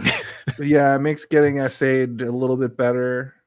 It makes it so you won't care, I guess. It's just like, all right, let's do this. So it's heroin. It's an opioid, probably. Yeah. But then she gives it to one of the other harems and it knocks well, her that's out. what. Yeah, there is that scene. I want to talk about this first part though, where Aura has some sort of mind meld device where he can talk. They only use it once in the whole movie, which I thought was weird for how crazy this ability is. But they're talking to each other over their mind. And I guess Ming can tap into that because they do say we have to cut this connection. We have to sever this connection. No, but they say before that hang up, happens, which is we have to funny. hang up. Yeah. But before that, she's kissing his neck and kissing him, and he goes like, "Wow, I'm getting really turned on right now." And Dale's like, "Wait, what was that?" And then he's like, "I wasn't talking to you. I wasn't talking to you." There's some like subtle comedy in this movie that's like pretty funny. I agree. I think the movie is very funny. There's lots of very funny bits. Yeah, there's a point. I don't know if you've got to it yet, because I didn't note when exactly it happened. But at some point, fucking Timothy Dalton calls Princess Aura a lying bitch. I didn't expect that. It's pretty G-rated. Like, Flash is very wholesome in his dialogue. Yeah. And then just fucking Baron or whoever is just like, you lying bitch. Yeah. I think you're supposed to be, because you haven't really been given a reason to dislike Timothy Dalton at this point. So I think they're kind of giving you little micro doses of like, this guy's kind of a dick, so you should probably dislike him. And then you get That's more like and more of the that. swear word in the movie, right? I think so. Yeah. I think bitch at that time, you could get away with it in a PG. You could even get away with a fuck. There was no PG yet, right? Well, there was PG and then there was R. There was nothing in between. Yeah, that's true. This true. was PG-13 before, and 14A are like. I think this is like just slightly before PG-13 as well. Yeah, PG-13 was Indiana Jones and the Temple of Doom. Was what brought that one in. That's so that they could get away with some swears and blood. That was another issue. Ripping hearts out of people's chests. Jesus Christ, that was insane.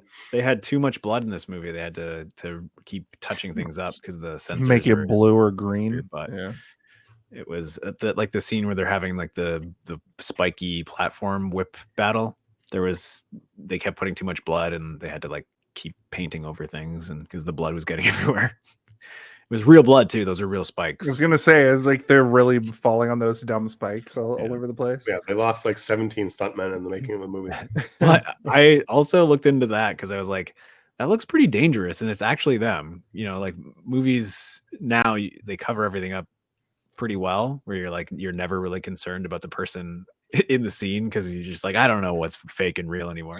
But when you watch something like this, you're like, those T guys are the real people. They're not stuntmen. They're on this platform with legitimate spikes that don't look like they're rubber because they're not like wiggling around or whatever when they come out. And it was I looked into it, and they had to practice for 3 weeks doing that fight on there to do it safely, and it was suspended 30 feet in the air, and I was like, 30 feet is maybe too high. Is this right? Like I had to like double check my thought. Like this can't be true. But it was like if you fell off, there was like mats and stuff if you fell, but it was like very, very high up for no good reason. Yeah, except probably the set designer or the yeah. He was like, no. Dino said I could do it. So Aura gets the great idea that, she's going to get essayed tonight by Ming. So she's like, hey, slave girl, come over here and try some of this wow juice. That's what I'm calling it in my notes. And the slave girl's like, hey, we're slaves. We can't drink that. And Aura's like, girl here. Live a little, basically. And she's like, okay. She says we're all girls here, too. Yep, we're all girls here. We got to push together and do our drugs together. Mm-hmm. And Ming fully walks in and is like, ready to go, and then moves a pillow out of the way, and it's just this wasted woman. Yeah, I just don't understand how that woman was like taken out instantly by 1 cup, and she was drinking it, and it didn't do anything to her. Maybe she's got that real estate drug money. She's just like, I've been doing earth drugs for years. She brought a huge bag of cocaine with her. Yeah. She fucking like, all right, your turn. Yeah. That character from The Good Place, you know, like the lawyer who's like in the middle of nowhere or whatever. I watched that show, Jason. That's a show I've watched. It's a good show. It's a great TV show. It was a great show. It had Ted Danson, and it had lots of other people. A character named Jason, who's an idiot, just like me. Jason Mendoza. Yeah. He was in The Acolyte. That was a good show that everyone hated. I haven't watched it yet, but I plan on it. I went a little bit ahead in my notes from where we're talking, so I'm just sort of I kept writing her name as Elba because I missed that it was Aura. Aura did the switcheroo with the slave, the old heroin switcheroo. That's what I wrote. Zarkov and Aura escape, but she doesn't know he's been brain warped. Or has he? Then I have Flash and Baron travel to Sky City, ruled by Prince Voltan and his Hawkmen. Voltan is reluctant to join the fight against Ming, but is convinced after seeing Flash's determination and leadership. This is where I was editing, and it gets a little foggy, but I was like, all right, I'll get us through this. I also wrote the boar worms. Not the boar worms. Not the boar worms. I also wrote some notes about how Orborea looked kind of cool. I like the tree universe with the Peter Pan guys. What about our friend from Rocky Horror Picture Show? Did you like him with his double flute? Was that the guy from Rocky Horror? Yeah, the guy, like one of the 2 aliens. He was like the right hand man to Baron. But who was he in Rocky Horror? He's like the butler guy who's one of the aliens. Oh, he's like the okay, yep. The kid with the rite of passage, Tim Dalton. His name is Barry. We covered all this already. I feel like there's a scene. Okay, I feel like there's a scene missing because suddenly Flash is getting murdered. The princess is then getting whipped. And not the boar worm scene happened. Well, this is all of our characters are in trouble. Everyone's in trouble.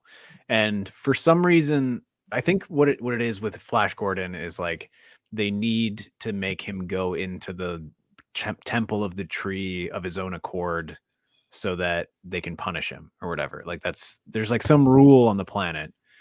And it's not really made truly clear, but they send down Rocky Horror riffraff to go into the cage and be like, I stole a key and we can use the key to get out of here, and then we can climb up and get some weapons up there.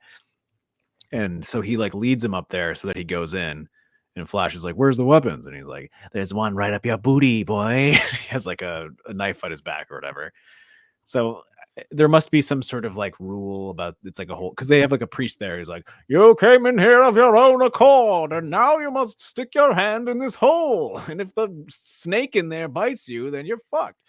And then James Bond is like, "Do you whimper from the challenge? I'll kill you now, or you'll beg me to kill you later." And you're like, confused, or at least I was confused. It's like, what is going on here? Like, there's so much shoe leather here that really doesn't necessarily need to be here. They do the same thing in Dune, but it's all ambiance set. That's what I was gonna say. Like horror, and then this is just like a bunch of people talking about it. You're like, okay, got it. Stick your hand in the hole. I also thought it was funny that like when Baron challenges him to like the rite of passage challenge, he literally says some shit like Flash is like, yeah, that makes sense. Just the most normal like response to that. Yeah. Okay. I think it shows to like the lack of the charisma of the actor, where like these moments that like there's never a moment in this movie where I think Flash is charming or funny. Like he's just sort of there, whereas everything that's charming and funny is happening around him. I think his greatest acting moment in this is when he pops up and he's like, "Gotcha!" When he like fake puts his hand in, and he's like, "Oh, I got bit." Tricked you, like, Baron. Steals his sword and like bounces out of there. Yeah, and then falls directly into quicksand or whatever, like deep mud. It's just super deep mud. Yeah, he went from one shitty situation to another shitty situation almost instantly. And I was like, oh, he gets rescued by some weird creature, but no, he just pulls himself out by a regular branch and then gets like sucked into the ground by some crazy fucking Sarlacc style monster. Well, it's like, so, you watch something like The Princess Bride, right? And like The Princess Bride has sort of a similar situation where Wesley is like taking the princess through this forest and he's giving expository dialogue about the forest, and it's very funny because he's like nonchalantly like slapping vines and being like, "This is the forest of no return," and like, "Oh, those are the flaming fart holes, and there's giant rats in here, so you're gonna be worried about those." And he's like giving you things to worry about, and then comedically he's attacked by one. Whereas in this, it's like I can't really tell what I'm supposed to be feeling. It's just sort of like excitement for the sake of excitement, and it's not doing much for me. Yeah, like the fart pits in Labyrinth. Yeah, or the big flaming fart swamp in The Princess Bride. Yeah. But it's like, it would be fun if there was a character there who, like, if they maybe extended a little bit the riffraff sequence where he was with him and leading him, and like this was happening before that. Like you could have some fun there, but it just seems like event after event kind of thing, where it's like, then this happens, then this happens, then this happens. Yeah, absolutely. Yeah. Zarkov overcomes Ming's brainwashing. Meanwhile, Flash disguises himself to infiltrate Ming's palace and rescues Dale. They both escape to Sky City. Then we get like the trial by combat sequence, which is pretty hardcore. They fight with whips on a spiked floor, like turntable that's like moving all over the place, and different spikes are coming out. Lesson is like, "Give me the controls," and they like give him like a little remote control, and he's just like blip, blip, blip, blip, blip, blip, pressing buttons on it, and it's like causing it to move.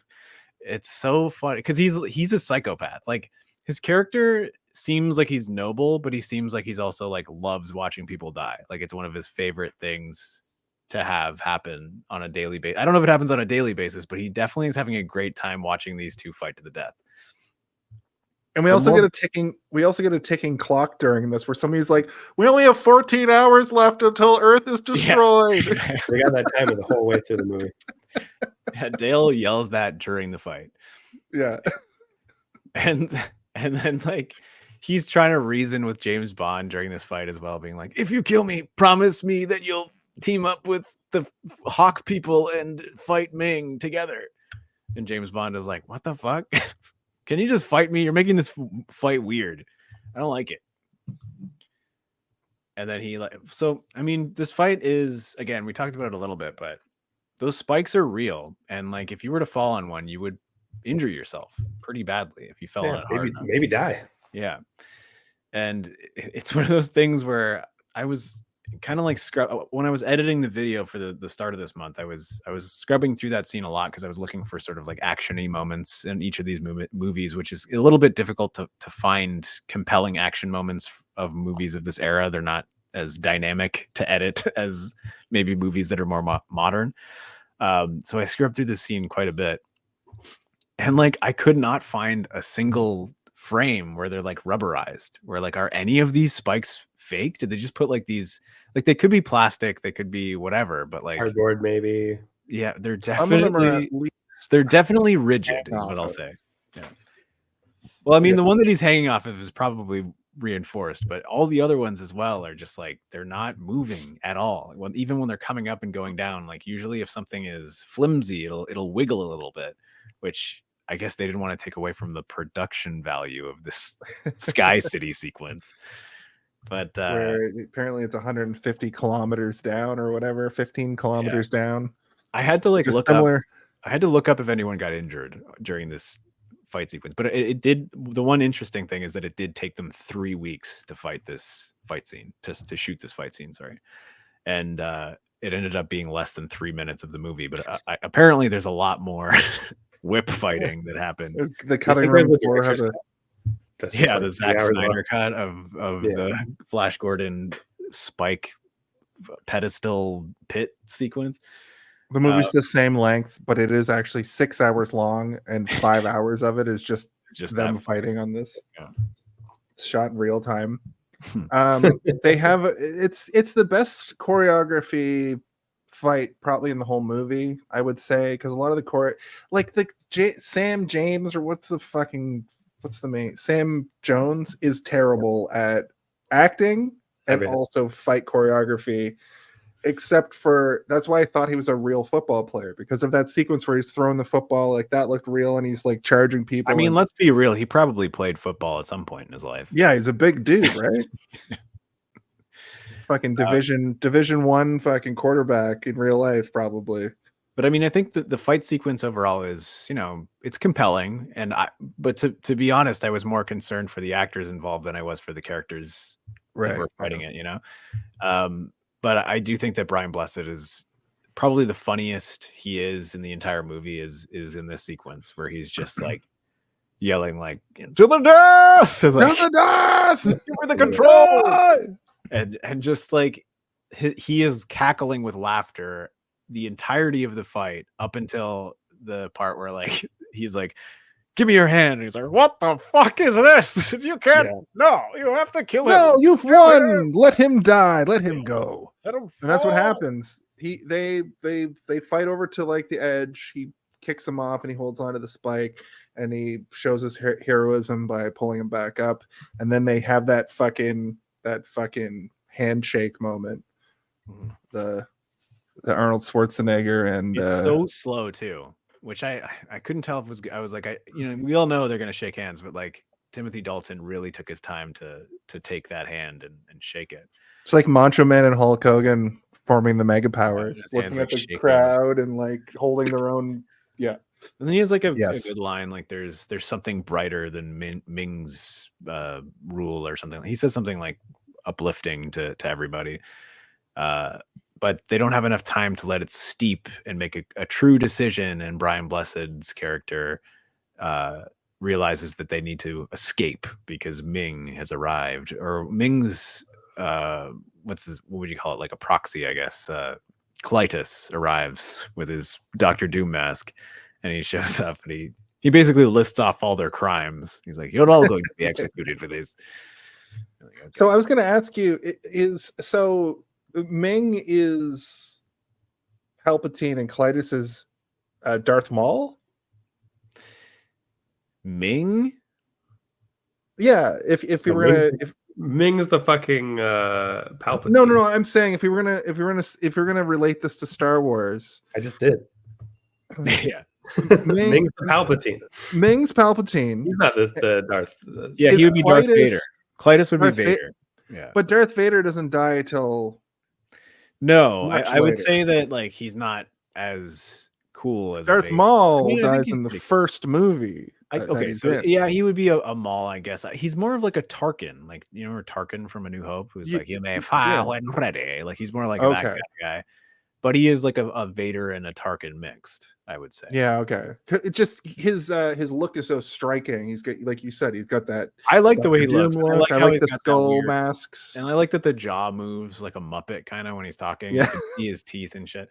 Like I like that. And I think he has like he's got a really good voice. Like everything about him is sort of like powerful. And there is almost a sense that he realizes he's untouchable, but he also feels like there's like a little bit of resentment for Ming, where you're like, I could see this guy maybe helping them and betraying Ming as well and like taking over.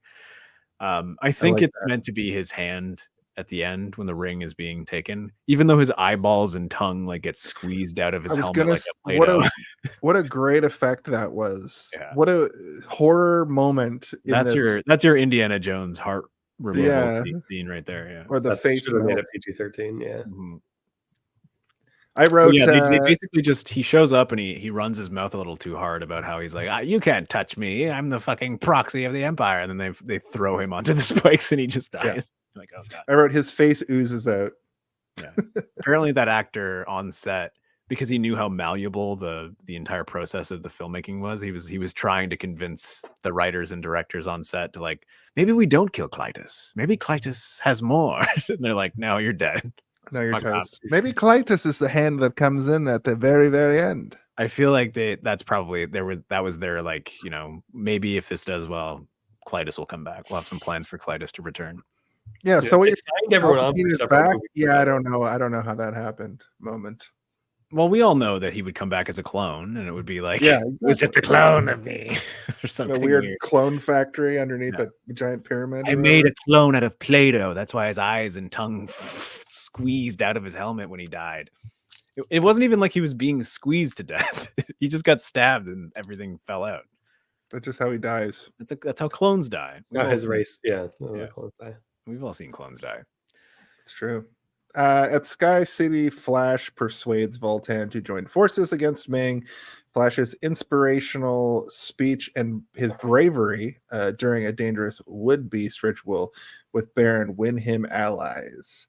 Yeah, so that's that segment.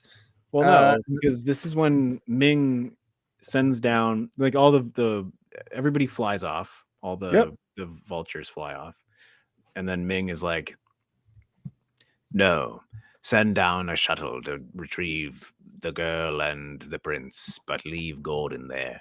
And then he goes down and he has like a heart-to-heart, a one-on-one with Gordon, and he's like, oh yes, that's right. To do the join me and together we can destroy the Empire. You know, like. But he says this. He says something very specific. Quite operational. Yeah. When your friends arrive. He says something very specific, though. He says, I'm still going to destroy Earth and reduce it to rubble, but that'll be your domain. And you go there and you get Earth. You can have all the slaves you want back on fucking raised Earth. And Flash is like, no. Well, he says, so you'll spare Earth. And he says, yes and no. I'm basically I'm gonna rock it to its fucking core, and then you. Did you not hear when I said I'm bored? Yeah, I'm so 13 days ago. Yeah. He also calls him a hero. He's like, "You're a hero, can't you see that? You have to go down there, and what better to lead a planet than a hero? Like, I'll fuck your planet up, and then you go down there and you rule there. Like that's what'll happen. And then I'll fuck your girlfriend, and then I'll send down my spawn to replace you when you get too old." Yeah, perfect. What a great plan. Ming is kind of a great villain. He's like racist looking. He's like also a white like guy. And Max von Sydow, like he's such a good actor. So it's like he's not, awesome. And he's not like he is like Brian Blessed, like knows what he's in. Like he's like, I'm just going to play a villain who loves being fucking evil. Like even when his daughter is being tortured, it's like, shall we stop the torture, sir? And he's like, no, like while he's eating like a little crystal goblet full of olives or some shit. Space olive. Yeah. Space olives. Yeah. I assume. They probably didn't get them from Earth. No, he was eating boar worms. He's like, you can eat them, you know. Not Just the don't let- bullworms. Just don't let them get near your ears or butthole. Or the Not boar. boreworms. Man, Max. I was wants, expecting to see boreworms after the meme. I was like, "Are we going to see boreworms? You never see boreworms. It's not Didn't we as see big." them? I As, thought we saw them. no, It's probably in and out of she sleep. pulls out a little box. Called Like, not the boreworms line. she pulls out a little box, like, you know, the other lady. I can't remember her name, but like the evil woman who's like in charge of all the bald guys with the goggles on. She pulls out, the general. The general. yeah. When Clytus is like, bring the boreworms, she brings over a little box, which you can only assume contained boreworms, but you never get to see her open the box and see, like, I don't know, like the Wrath of Khan monsters. You know, those little things they put in people's brains. Yeah, in the Wrath of Khan? wig. The earwig thing. Yeah. Oh yeah, my next moment that I want to talk about was what we just talked about, which is, you know, Ming's forces attack Sky City, forcing the Hawkmen to flee. Flash stays behind to cover their escape and is captured. Ming offers him the kingdom if he betrays Earth. Flash refuses. I wanted to make a note here that when the Hawkmen are flying directly at the camera, they look like they're on a bullshit soundstage. But The version that I watch, you can see the strings. Like, you can see You're like, but I will say the Hawkmen in the background that are flying away in mass, they look all right. I thought looked pretty good. I thought it looked pretty cool for the era, and I think even by today's standards would look fine. Because it's an interesting effect that sort of just kind of meshes into the background. That you don't really have to. It's probably just animated. Even when it says like "Thank you, Flash" at the end, like I was kind of like okay with that too. Oh, I was okay with it because I mean that's not the most bonkers part of the movie. Also, but- yeah. Also, like they've been filling that space with stuff throughout the movie, like the background sky, like that's kind of like a gag throughout the. Remember when they're getting married and it's like everyone will be married, Yeah, or will be punished by death. punishable by death. Yeah, Yeah. like that stuff is very funny. So yeah, like them making a sky sign, being like, all right, like I guess that's part of their military training is they have to be able to spell out words in the sky to like Yeah, they got to be stunt flyers. yeah, to warn people what's going on. On their fly cycles. Sidebar, I know you guys don't have kids, so this might mean nothing to you guys. Brian Blessed, also the voice of Grampy Rabbit and Peppa Pig. Oh, is he still alive? I thought He's he was still alive. He was born in 1936. Imagine they made a Lego sequel to this, and it's like it starts and it's Brian Blessed narrating. He's like, "Flash Gordon, the greatest warrior I ever knew." Where'd that go? He was in Robin Hood, Prince of Thieves, but he was the narrator and a bunch of shit. Actually, reading through, he has a great fucking voice. He does, Whatever Morgan Freeman isn't narrating, it should be Brian Blessed. Yeah. I'd watch a Lego sequel, like a real hard, like the We production. right into it. Speaking of Lego sequels, we watched the new Beetlejuice last night, and it was fucking great. Was it good? say Good. Yeah. really You know what? fucking Everybody that I whose opinion that I respect at least has told me it's good. So I'm glad to hear you. Because say I was literally going to say, hey, Steve, you want to go see Beetlejuice tomorrow night? Beetle. I have to play D&D tomorrow night, but I do want to see it. I want to see it sooner than later. I also want to see the Joker, even though here it's boring. But anyway, I don't want to see the Joker. I know you don't care about Todd Phillips' Joker Part 2. I don't care about the first movie, but I like Lady Gaga. Anyway, it was Act 3, the battle for Mongo. Final assault plan, the rebel takes shape. Flash escapes and teams up with Baron and the Hawkman. They devise a plan to attack Ming's wedding to Dale, which would solidify his rule for some reason. It's never really clear to me why he needs this Earthling woman to really just. I don't think he needs. I think he just wants. I think that's Okay. the difference. Is like he says he needs, but he doesn't. He just wants. Plot device. It's called a Also, shitty plot device.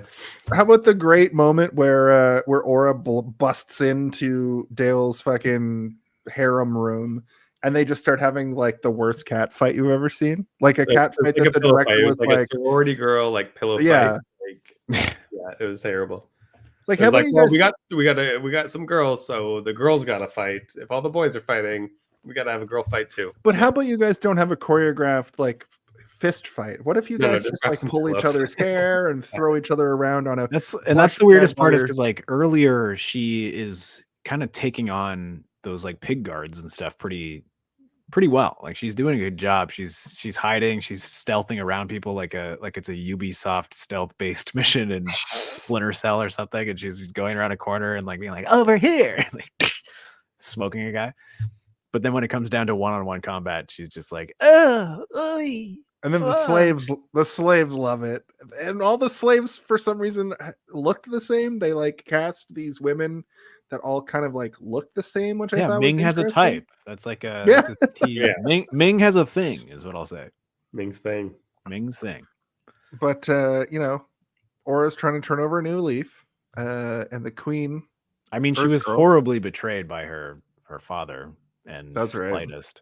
But also she was also betraying them. So I guess, you know, but I mean, Ming, you raised a daughter to be ruthless. She fell in love with somebody. What do you expect, Ming? Yeah, What do you there's expect? Game of Thrones complexities going on here. All sorts Yeah. of betrayals and double crossing.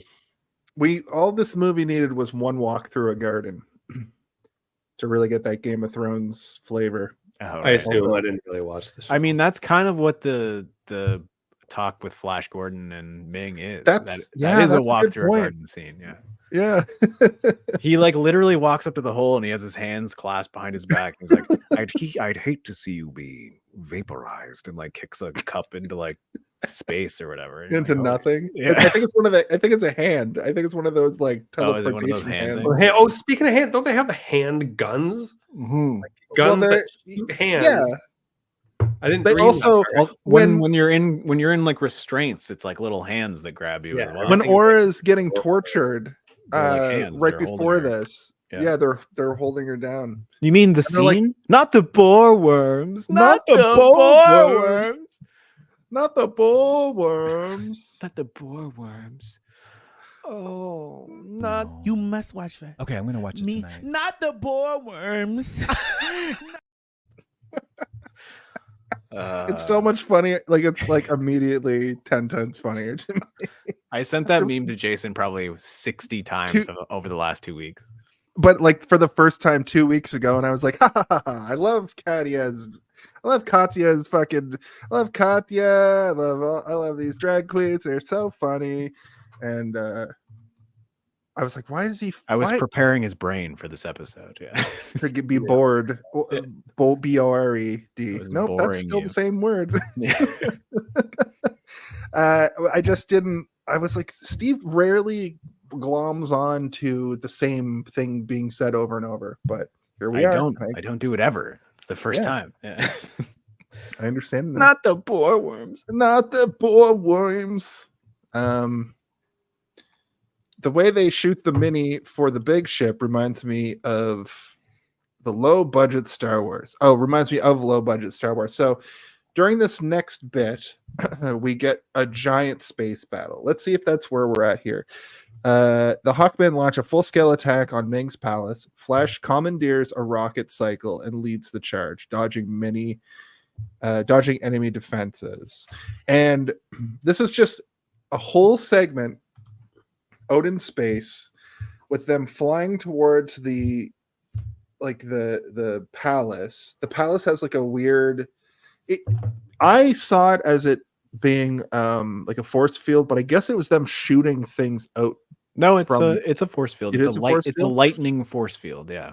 There's Right. there's a whole sequence where James Bond has to shut down the lightning Yes. lightning shield. Yeah, the lightning pyramid, whatever. Cone. Yeah, it's like these spinning lightning bolts that are going around it and protecting it from anything getting inside. But it's Ming has set that up so that nobody can interrupt his wedding. He's like, we have to make sure the lightning shields are up. Someone's going to try and stop my wedding.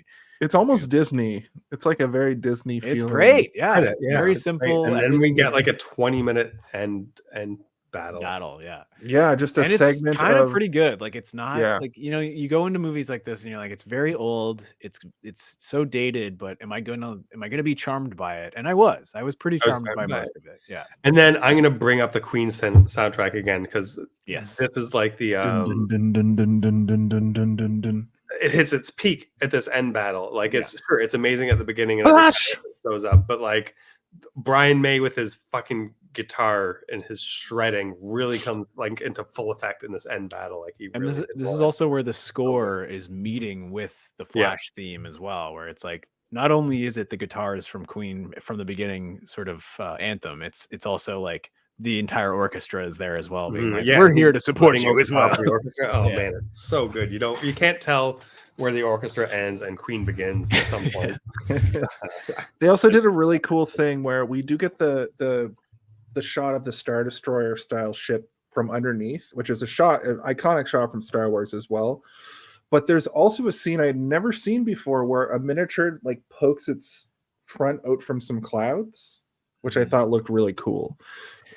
If you hide everything around these miniatures, it looks awesome. It's just when it's just like a miniature on a green screen, that's when you're like, are we watching Prepare for Barbarella, Jason? Yeah. Oh God. But yeah, I agree. That must be they must have shot at a very high frame rate and slowed it down, because that is clearly just sort of like thick gaseous mist that they've pulled a miniature through, but it looks good because everything's moving very slowly. And I agree with you. Yeah, I wrote a note to what Craig was saying. A big low budget fight between the Fly Guys while Queen plays pretty good. Yeah. But that I love the winged weirdos in my notes at one point as well. Flying guys, dive! So good. Wave 1, dive! I was struggling to finish the video for this month earlier this morning, and I really wanted that to be how it ends, is just Brian Blessed yelling "Dive!" like going down, and they all. But I couldn't get it to work. Oh, that's too bad. And then the third wave, where like the battle had pretty much been resolved, but he was like, fuck it, everyone dive! One last dive, where everyone just like went for it. And this is also like we've learned a little bit about his character throughout the movie. We understand that he loves combat. When we first meet him, he's trying to brain Baron immediately, being like, "You traitor! Like, I'll kill you!" And like he loves violence, but he's never really shown any sort of compassion for anyone other than his daughter that you see for like a second. But now that he knows that Flash Gordon is willing to help him and like everybody's kind of working together, he has a different side, like he's not the cackling psychopath who wants to see teamwork. And they like, despite having weekends and I guess maybe football, perhaps, they don't know what the word teamwork is. Like Flash brings up teamwork at some point, and everyone's like, "What? What is this concept together, Gordon? What are you talking about?" Well, it's when we work together. So he taught them what a team is. But like clearly everybody knows what teamwork is in terms of their individual their own factions. group. Yeah.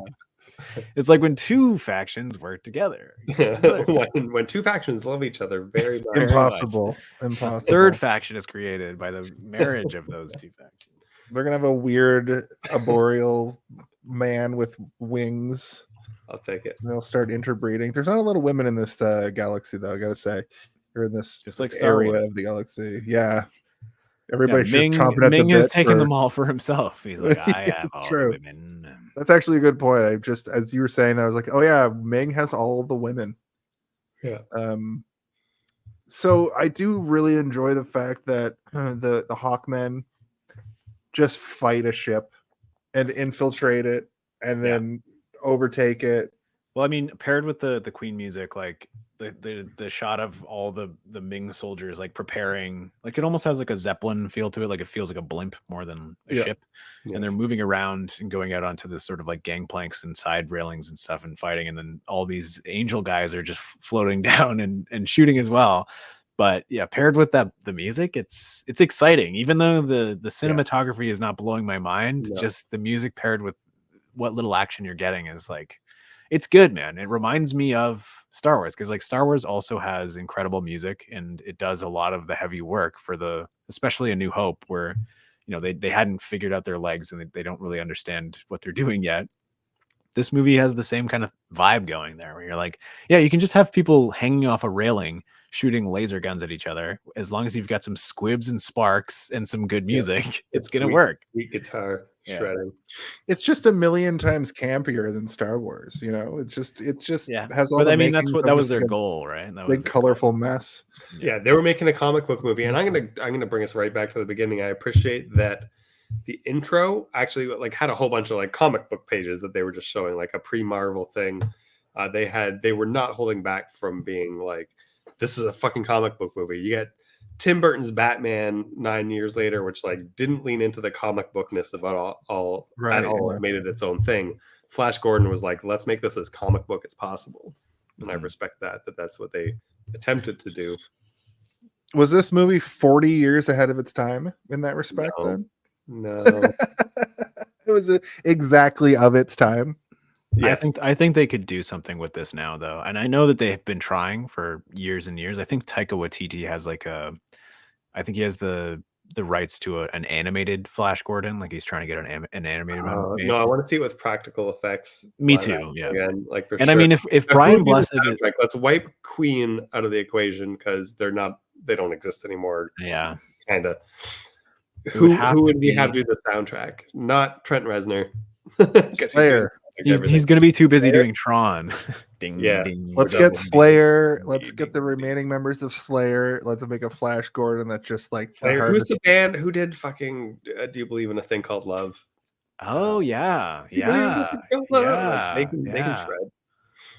That would be really good because they have a Queen vibe. Yeah. Man. Because the guy, the lead singer of that, has been back on like TikTok talking about music, so he's around. Yeah, he's in the pantheon.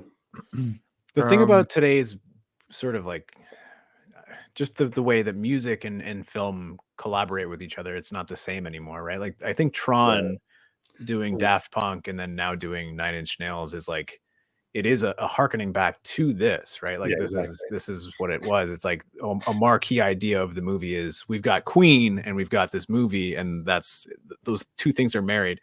And that was the same thing with Tron. I wasn't really that excited to see the new Tron movie, but when I had heard that Daft Punk was doing the soundtrack, thanks, Tim. I got the darkness. I got a little bit more excited, and like it's been years. I figured it out. It's been years since that. I got it. I figured it out. Flash Gordon with the soundtrack by Imagine Dragons.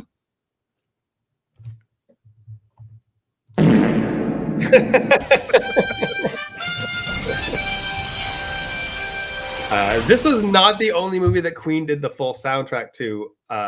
Although maybe unofficially they also did Metropolis. Yeah, and somebody said another one earlier in the chat. It was it's up there, but I had it up there.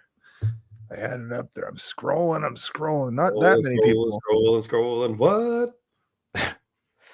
Toto did the soundtrack. Highlander. Yeah, I mean that almost makes me want to watch the Highlander again, except like truth be told, at this point, I didn't really care for Highlander. I like all the tropes that have come out of it. There can be only one. Like, it's an awesome idea.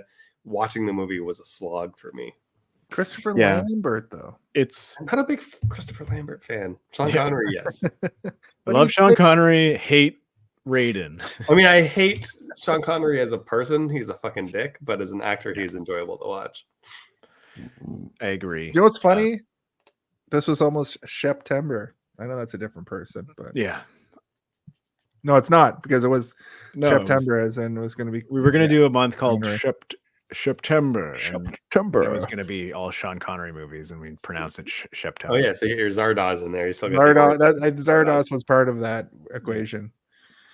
I believe I'm going to watch Zardoz again within the next 3 weeks. It's a tough watch because it's so bananas. It is hard. This movie is tame. This movie is like mainstream, easy to watch compared to Zardoz is like reading a textbook. Wow. It is textbook of the most bananas fantasy film you could. It's good luck, guys. It's like Clockwork Orange, but less like the fantasy version instead of like the sci-fi ultra violence version.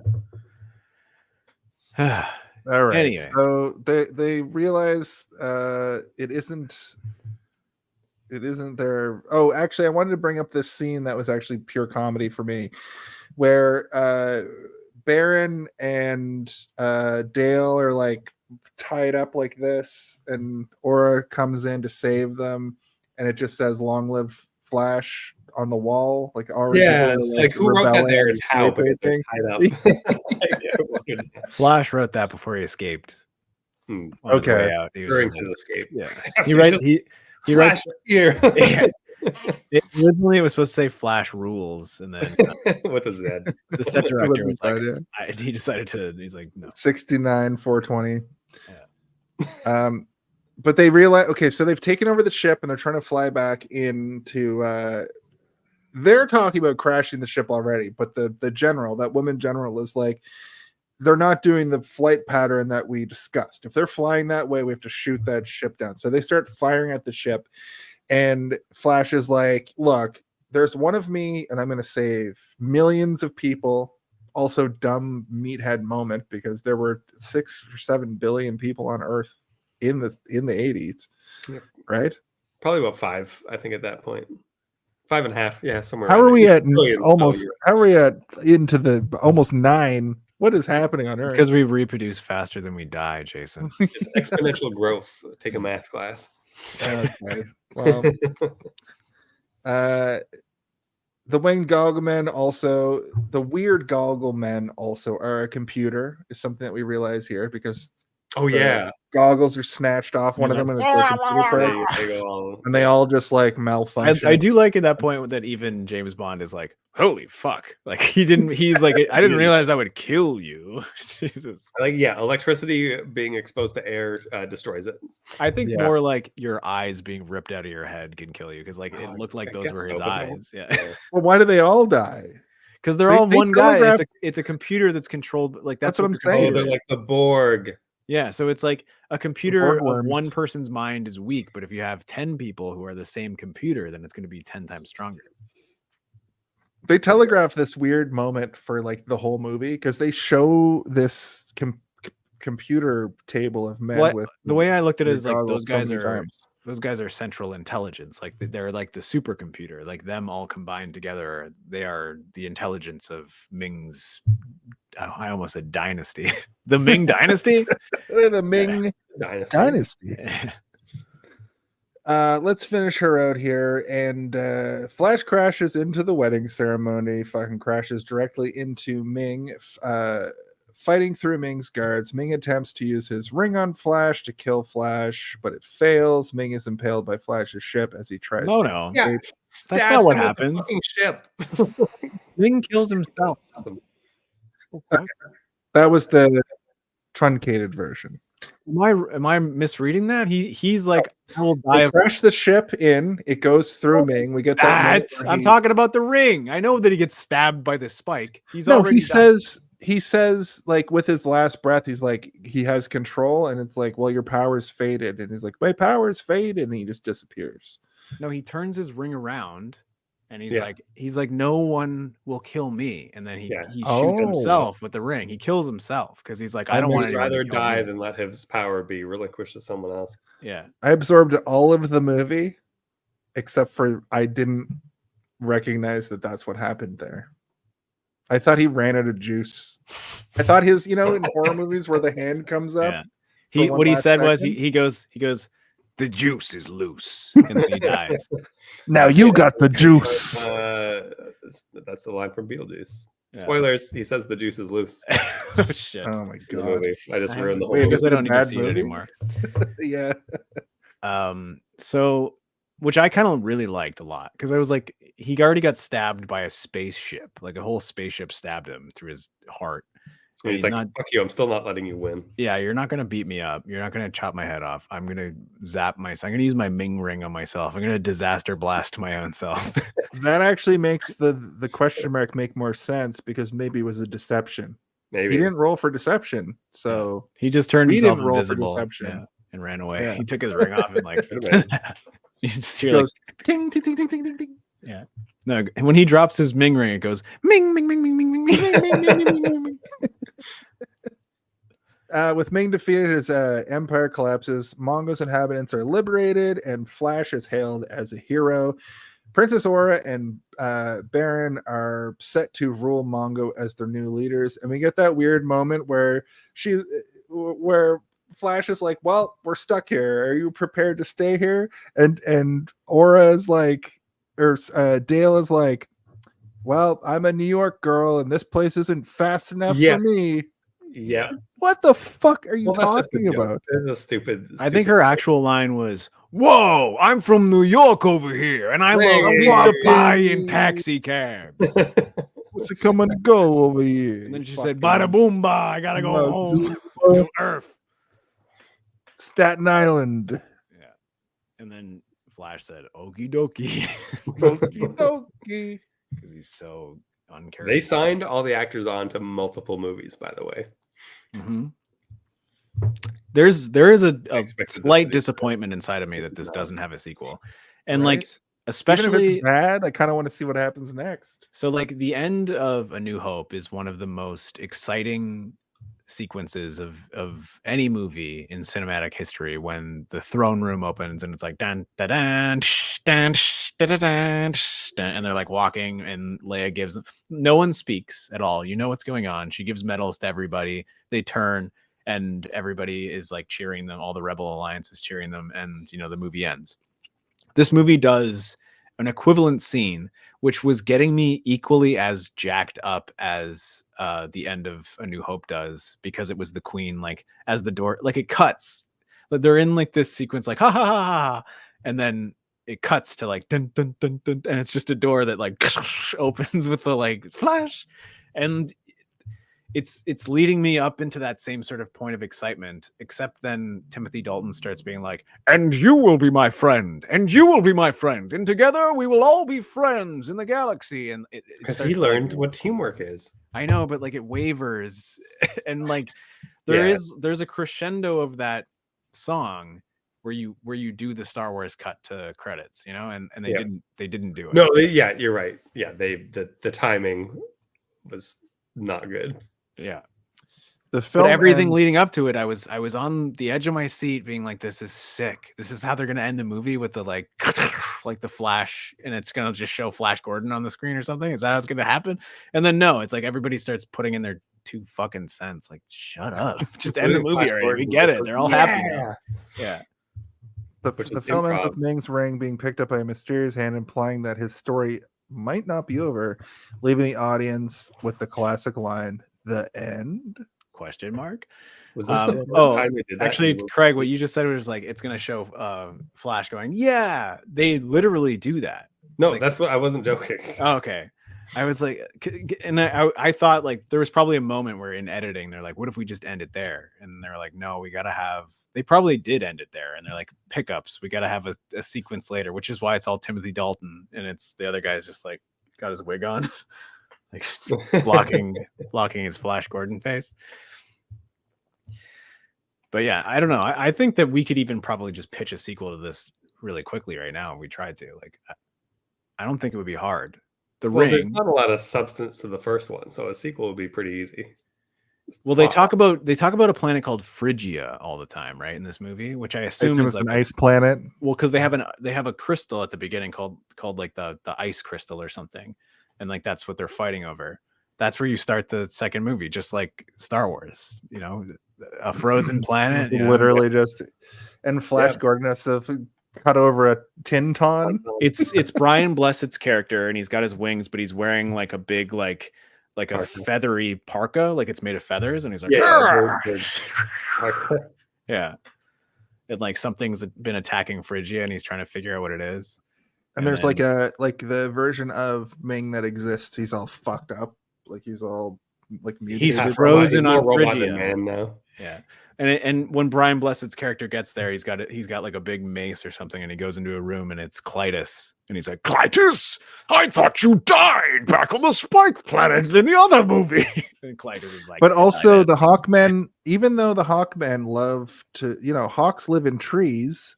I just put that together, that they can't get along with each other. The Arborians and the Hawk people can't get along with each other, even though birds love trees. They still hate each other for some unknown reason.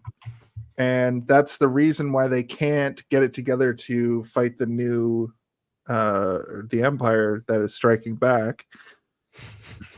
And then it's perfect. So Flash has like super armor in this one. He gets in like a mech. Well, does suit. Flash go back to Earth, or they have to find Flash Gordon? Like maybe like because he killed Ming, like some kind of like imprint or something on the ring. Like the ring has to be very important. Like the Ming ring, like that was the He key takes the Ming ring back to Earth, and he's just using it to like get a bag of chips and to open his ring.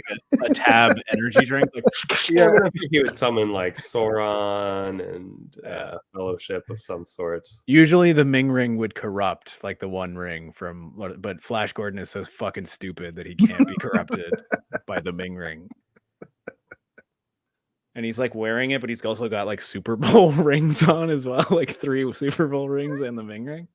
He uses the Ming ring to win a Super Bowl in world, and then this is just like the Super Bowl parody, and he has to get it. So there'd be a bunch of like football celebrities now because this movie apparently is big, you know. So there's a bunch like, and it would Troy be Aikman is there, and so like the character Randy who Refrigerator Jackson.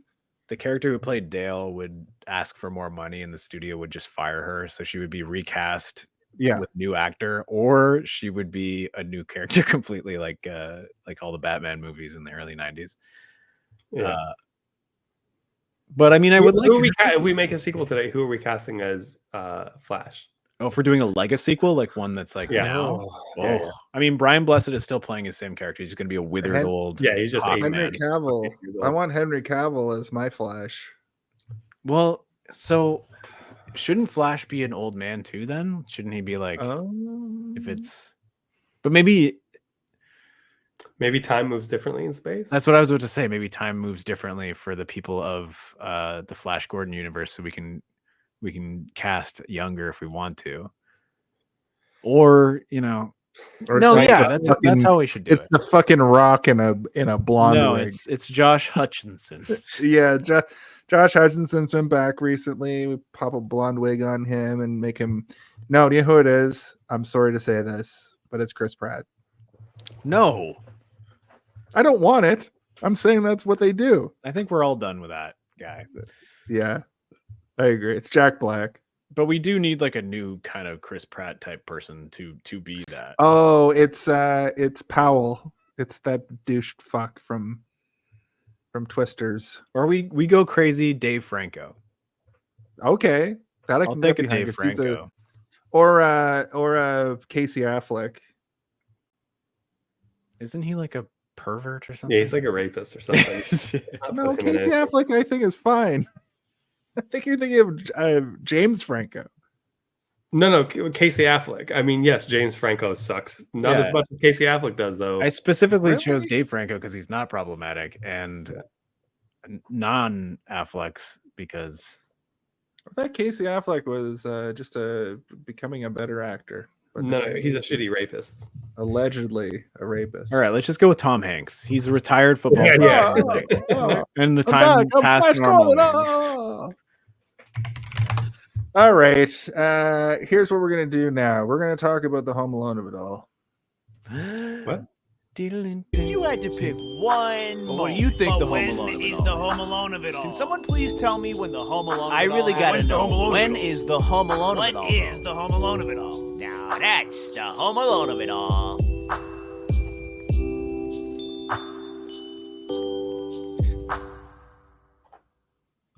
In case you forgot, Craig, the Home Alone of it all is the idea that everybody goes to see the movie Home Alone to see the part where Kevin McAllister slaps down the blueprint. I think that ultimately in season 3, I'd like to just say that like this is your favorite part of the movie, but it is the sort of idea that the trailer presents this vision of a movie, or it's like the third act of the movie sometimes. But it is sort of like the part of the movie you came here to see and the draw of the movie. So what's your Home Alone of it all for Flash, Craig? Queen. You are the guest. Just Queen? Queen is what drew me into it. If it wasn't for the fucking soundtrack, I would have given less shits about watching this movie. I would have liked it less watching it. Like Queen is where I was like, fucking, I'm gonna finally get to put this music to the movie, and I guarantee we could look it up. I guarantee the trailers featured the Queen music start to finish.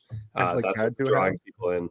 And then I guess what I'm wondering is like, how did like fans of the comic strip appreciate this movie? Like, was this a good Flash Gordon representation when you look at the comic strips? Like, If so you were maybe born we're in the just like 30s, you're Flash like Gordon is 50 when buying this those movie comics. comes out, right? They're like old men being like, this isn't the Flash that I know. Not my Flash Flash. Gordon played polo back in the day. Yeah. Which is true. He Is started anyone out as a have- polo Check player. this out. I doodled Flash fucking a giant cube of gel. I'm gonna turn it into a movie. My called Flash did Gordon. anal. My Flash does anal. All right. That's fair. No, How about Queen. you? Queen is my answer. I think Queen is the Home Alone I of think it all. that's That's what probably people are coming to see. I mean, yeah.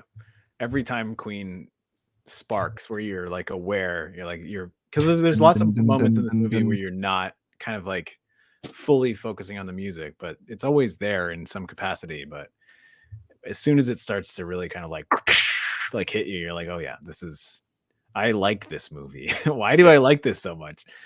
Oh, it's the music. For me, I think the Home Alone of it all is as soon as the scientist pulled that gun out, I was like, I'm in. I'm good with this. Like what this one moment, him just haphazardly pulling a gun out and having it there already and being like, I was right. Like he just carries that gun around at all times just in case he was right. I like that. I think it's extremely funny, and it kind of like changed my brain chemistry on how I should be watching this movie going forward. Like it just kind of flipped everything, and it made the rest of the movie much more enjoyable because I knew what I should be looking for in terms of like what this movie is. So yeah, that's my Home Alone wall. Very early on, rare, but it's there. I'm with you on that. Mine is just like shortly after that, like literally when they're floating across those epic like space skylines, I guess. And also there's this weird moment where they're like all passing out, but Flash and Dale sort of like cozy up and they like almost kiss as they're passing out. Like that sort of starts the movie for me. And that's very early. Like that's not even, I don't even think the first act is like technically over when they're flying off into space. Rare that we all give an answer that's like right at the beginning of the movie. Yeah. Yeah, really Horror lost it. movies are usually the ones where that happens. Yeah. Is Flash Gordon a horror movie?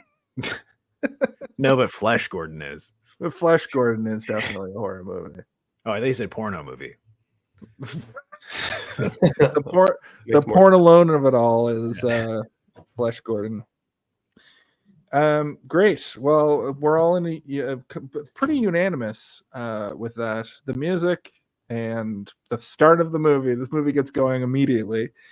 But I think before we get there, do you guys have any theories? Any reason to use the theory sting? Any brain cannons? I mean, I did a bunch of theories throughout. I probably should have been stinging it the whole time, but it's true. We just hit it. Just hit it. Fuck it. I think I was talking about the end. Talking about what we would do for a sequel. I think that them offering Ming eggs is supposed to be them like offering their fertility to Ming for their planet. Okay. So that was my. And then Craig, you're like, you're looking too far in it. They're just Fabergé. Yeah.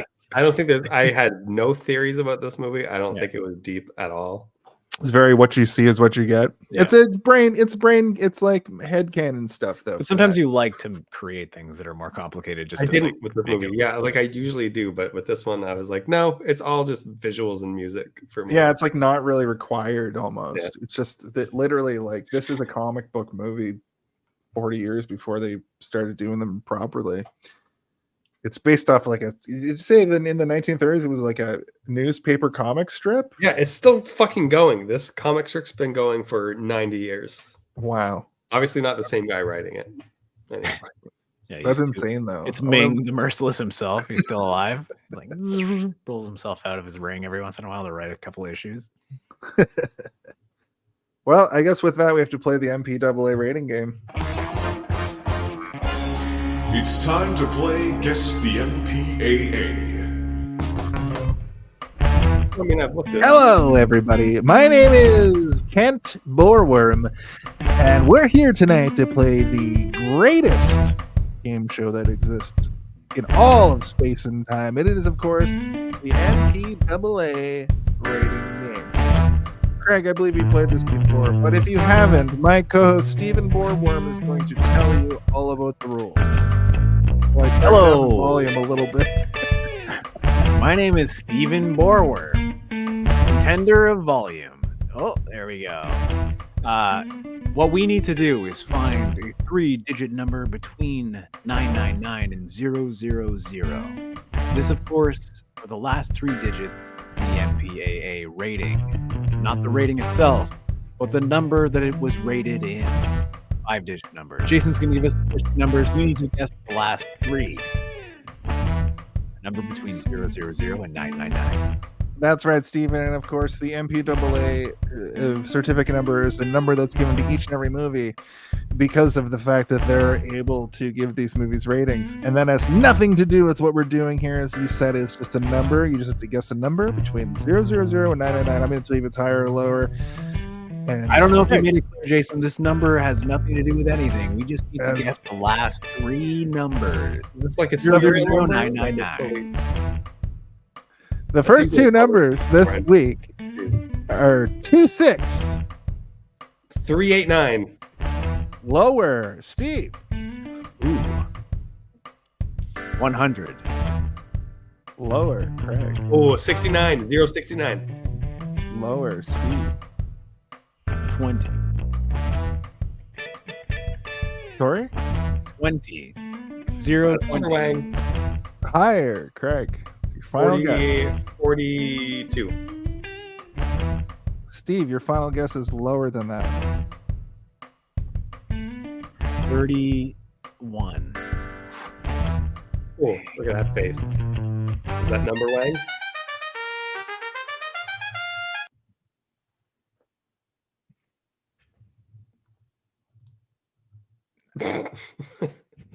What are you looking for? The fart sound. The fart sound is right. Yeah. There you go. Nope, that was you guys circled the drain this week, and the number this week is, of course, 26032. Oh, one off. That's so close. That's like as close as you can get. That's pretty much as close as you can get. The MPAA, everyone. The MPAA. Wow. Well, that's our show tonight. We're gonna hit our final thoughts, and then we're gonna GT the F out of here. It's time for our final thoughts.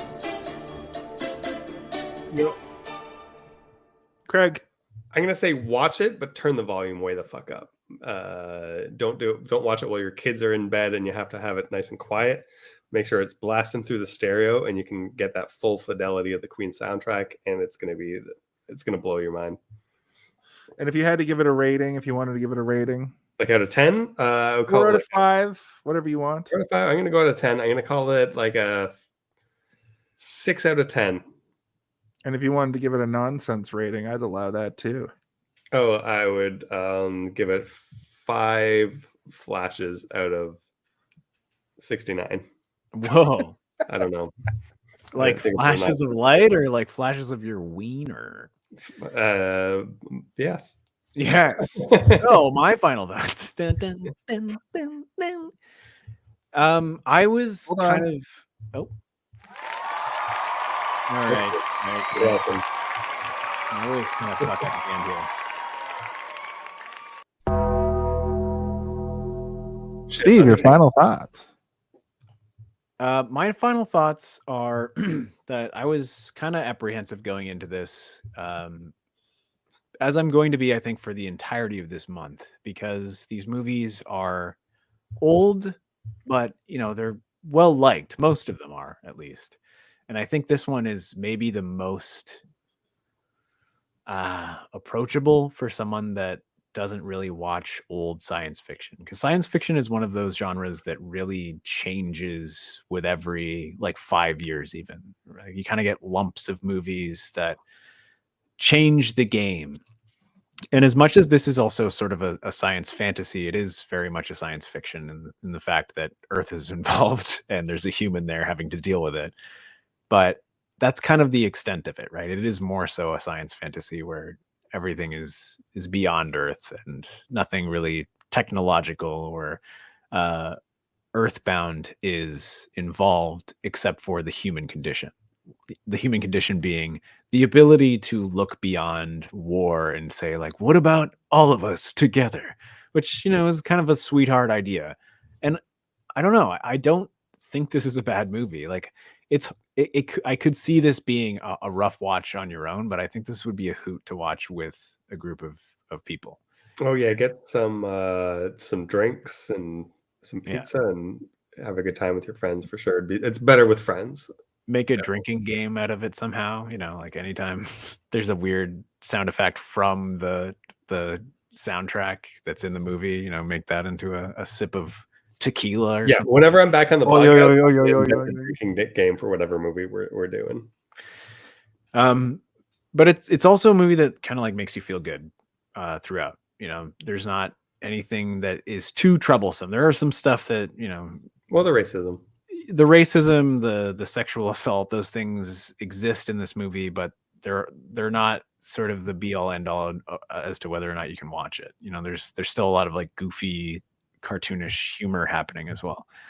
I don't know if that's a good thing or a bad thing, but to me, it's entertaining. It's something that you don't really have to think too much about, even though I'm sitting here trying to like create a reason for those eggs to exist. Like, what do the eggs mean?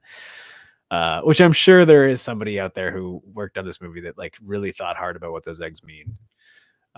They mean nothing. I recommend it strictly for funny business. And if I had to give it a rating, I would say it's not quite a disaster blaster, but it's definitely a Ming ring. It's a Ming ring for sure.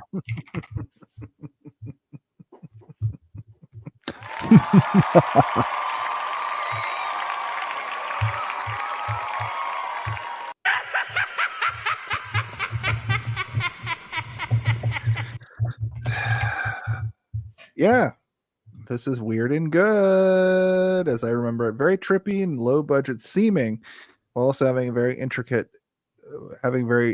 set pieces. The actor that plays Flash is god awful, but it kind of works for the fish out of water vibe. Great soundtrack, obviously. It basically is just a Queen album. The movie really puts in perspective how good the space stuff in the older Star Wars films are. In fact, this actually made me want to go rewatch A New Hope. That's all I could fucking think of is those like grays and blacks and how just good Star Wars looks, especially now where it's all been remastered 8,000 times. I'd actually like to watch an old VHS of it from the 70s. That'd be tight. Well, we should do that on stream. That'd be great. Do my Lando impression for you. Thank you. I do give this a 3.7 out of 5. I think it's a good movie, and I do recommend it. I also give this 10 boar worms out of not the boar worms. You're yelling not the boar worms, but you're like, give me 10 of them though. You must watch that. Okay, I'm gonna watch it tonight. Not the boar worms. Not the boar worms. What are the boar worms? The boar worms are the worms and stuff. You're not the boar worms. Yeah. Not the boar worms. And that is it. That is it. Before we ultimately get the hell out of here, Craig, thank you for being on the show. Do you have anything you'd like to promote or plug, or do you have a message for the world? I don't have anything to plug. I've stopped doing all my things. I'm not DJing anymore. I'm not really doing comedy anymore. Maybe when my kids are a bit older, I'll have a website or something to share. Maybe I'll start DJing again. But for now, I'm just being a dad. I'm making hot sauce with the peppers that I grow in my backyard. If I were to give the world a message at this point, it would be fuck yourselves. Oh fuck. Oh. You should become the new Sean Baby. Make a website and become the new Sean Baby, and then Or you could become the new Ming the Merciless. Put Oh, that at it. Give me a Ming ring. Oh shit, I got one right here. Just hey, isn't that just your my wedding wife. ring? That's the Don't name lose I'm that. married with. Thank you, thank y'all. Thank you very much for having me. I enjoyed it very much as always. It was a great time. Let's give him one more round of applause before you give your plugs. There's Evo. Thank you. Steve, what are you plugging this week? My friend, my man, my guy. Well, as always, Darth Theorist, check it out. It's a Star Wars fan fiction storytelling podcast on YouTube. But also, I mean, actually, we're almost at 1 million views, guys. It's pretty good. We're doing all right. I'm also doing shit. I thought I memorized them. I started a couple of other ones as well, but I'm going to be in a game called Dominica. The game's coming out in November. I'm a character called actually I'm several characters, but I'm going to be sort of like the quest giver, the main quest giver, named General Hector. Follow me to the end of time and through space, and I'll show you what you're doing. That's how I talk through the game. Other than that, Dr. O, the Arcane Archives, Ready Set Disaster. I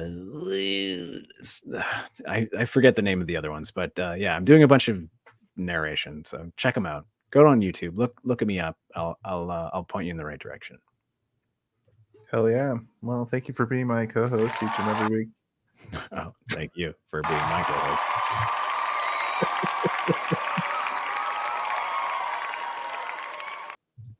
And all it is for me is this show. Hey, did you see this one?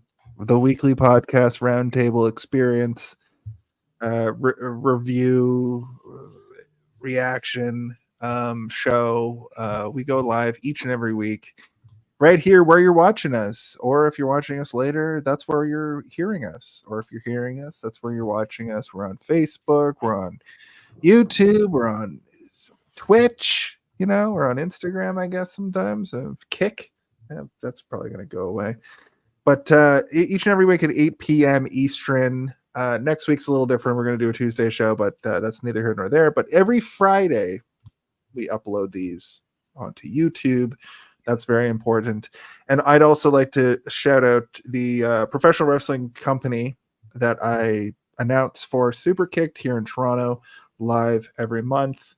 This month we have our big Super Kick Presents Paradise show, and then next month we're doing a Grimoire of Familiar Killers here on the podcast, but it is the Zombie Wrestling show, which I will be announcing it as well. And that has been our show for this week. Steve, as always, I will hit the ending sequence, but before we get to that ending sequence, Craig, there's one question that needs to be asked, and it's asked each and every week. Could you ask that question for us right now? Hey, did you see this one?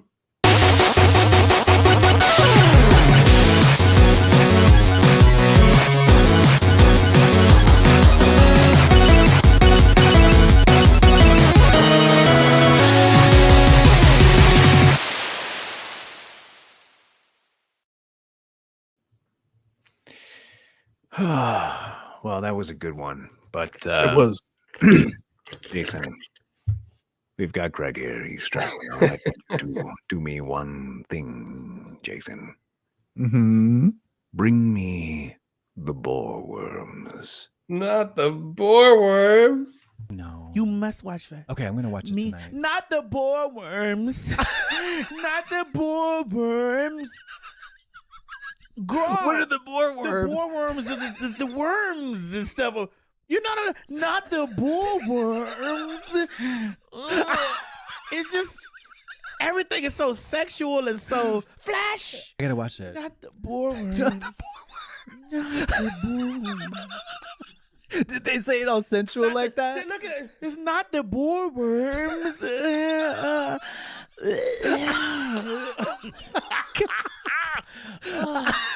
Not the boreworms. I really want to seduce a man like that. Not the boreworms. No, not the boreworms. The boreworm. Beam up some Star Trek content with Live Long and Podcast. Tune in to X-Rated, the X-Men animated review show. Artistic interviews with graphic histories. A roundtable movie discussion with Hey, did you see this one? And movie reviews with Hold Up, a movie podcast. And while you're at it, spin a few records with Eamon on Track. Watch us duke it out on trivial debates. And let's chat about TV with the Super Mater Brothers.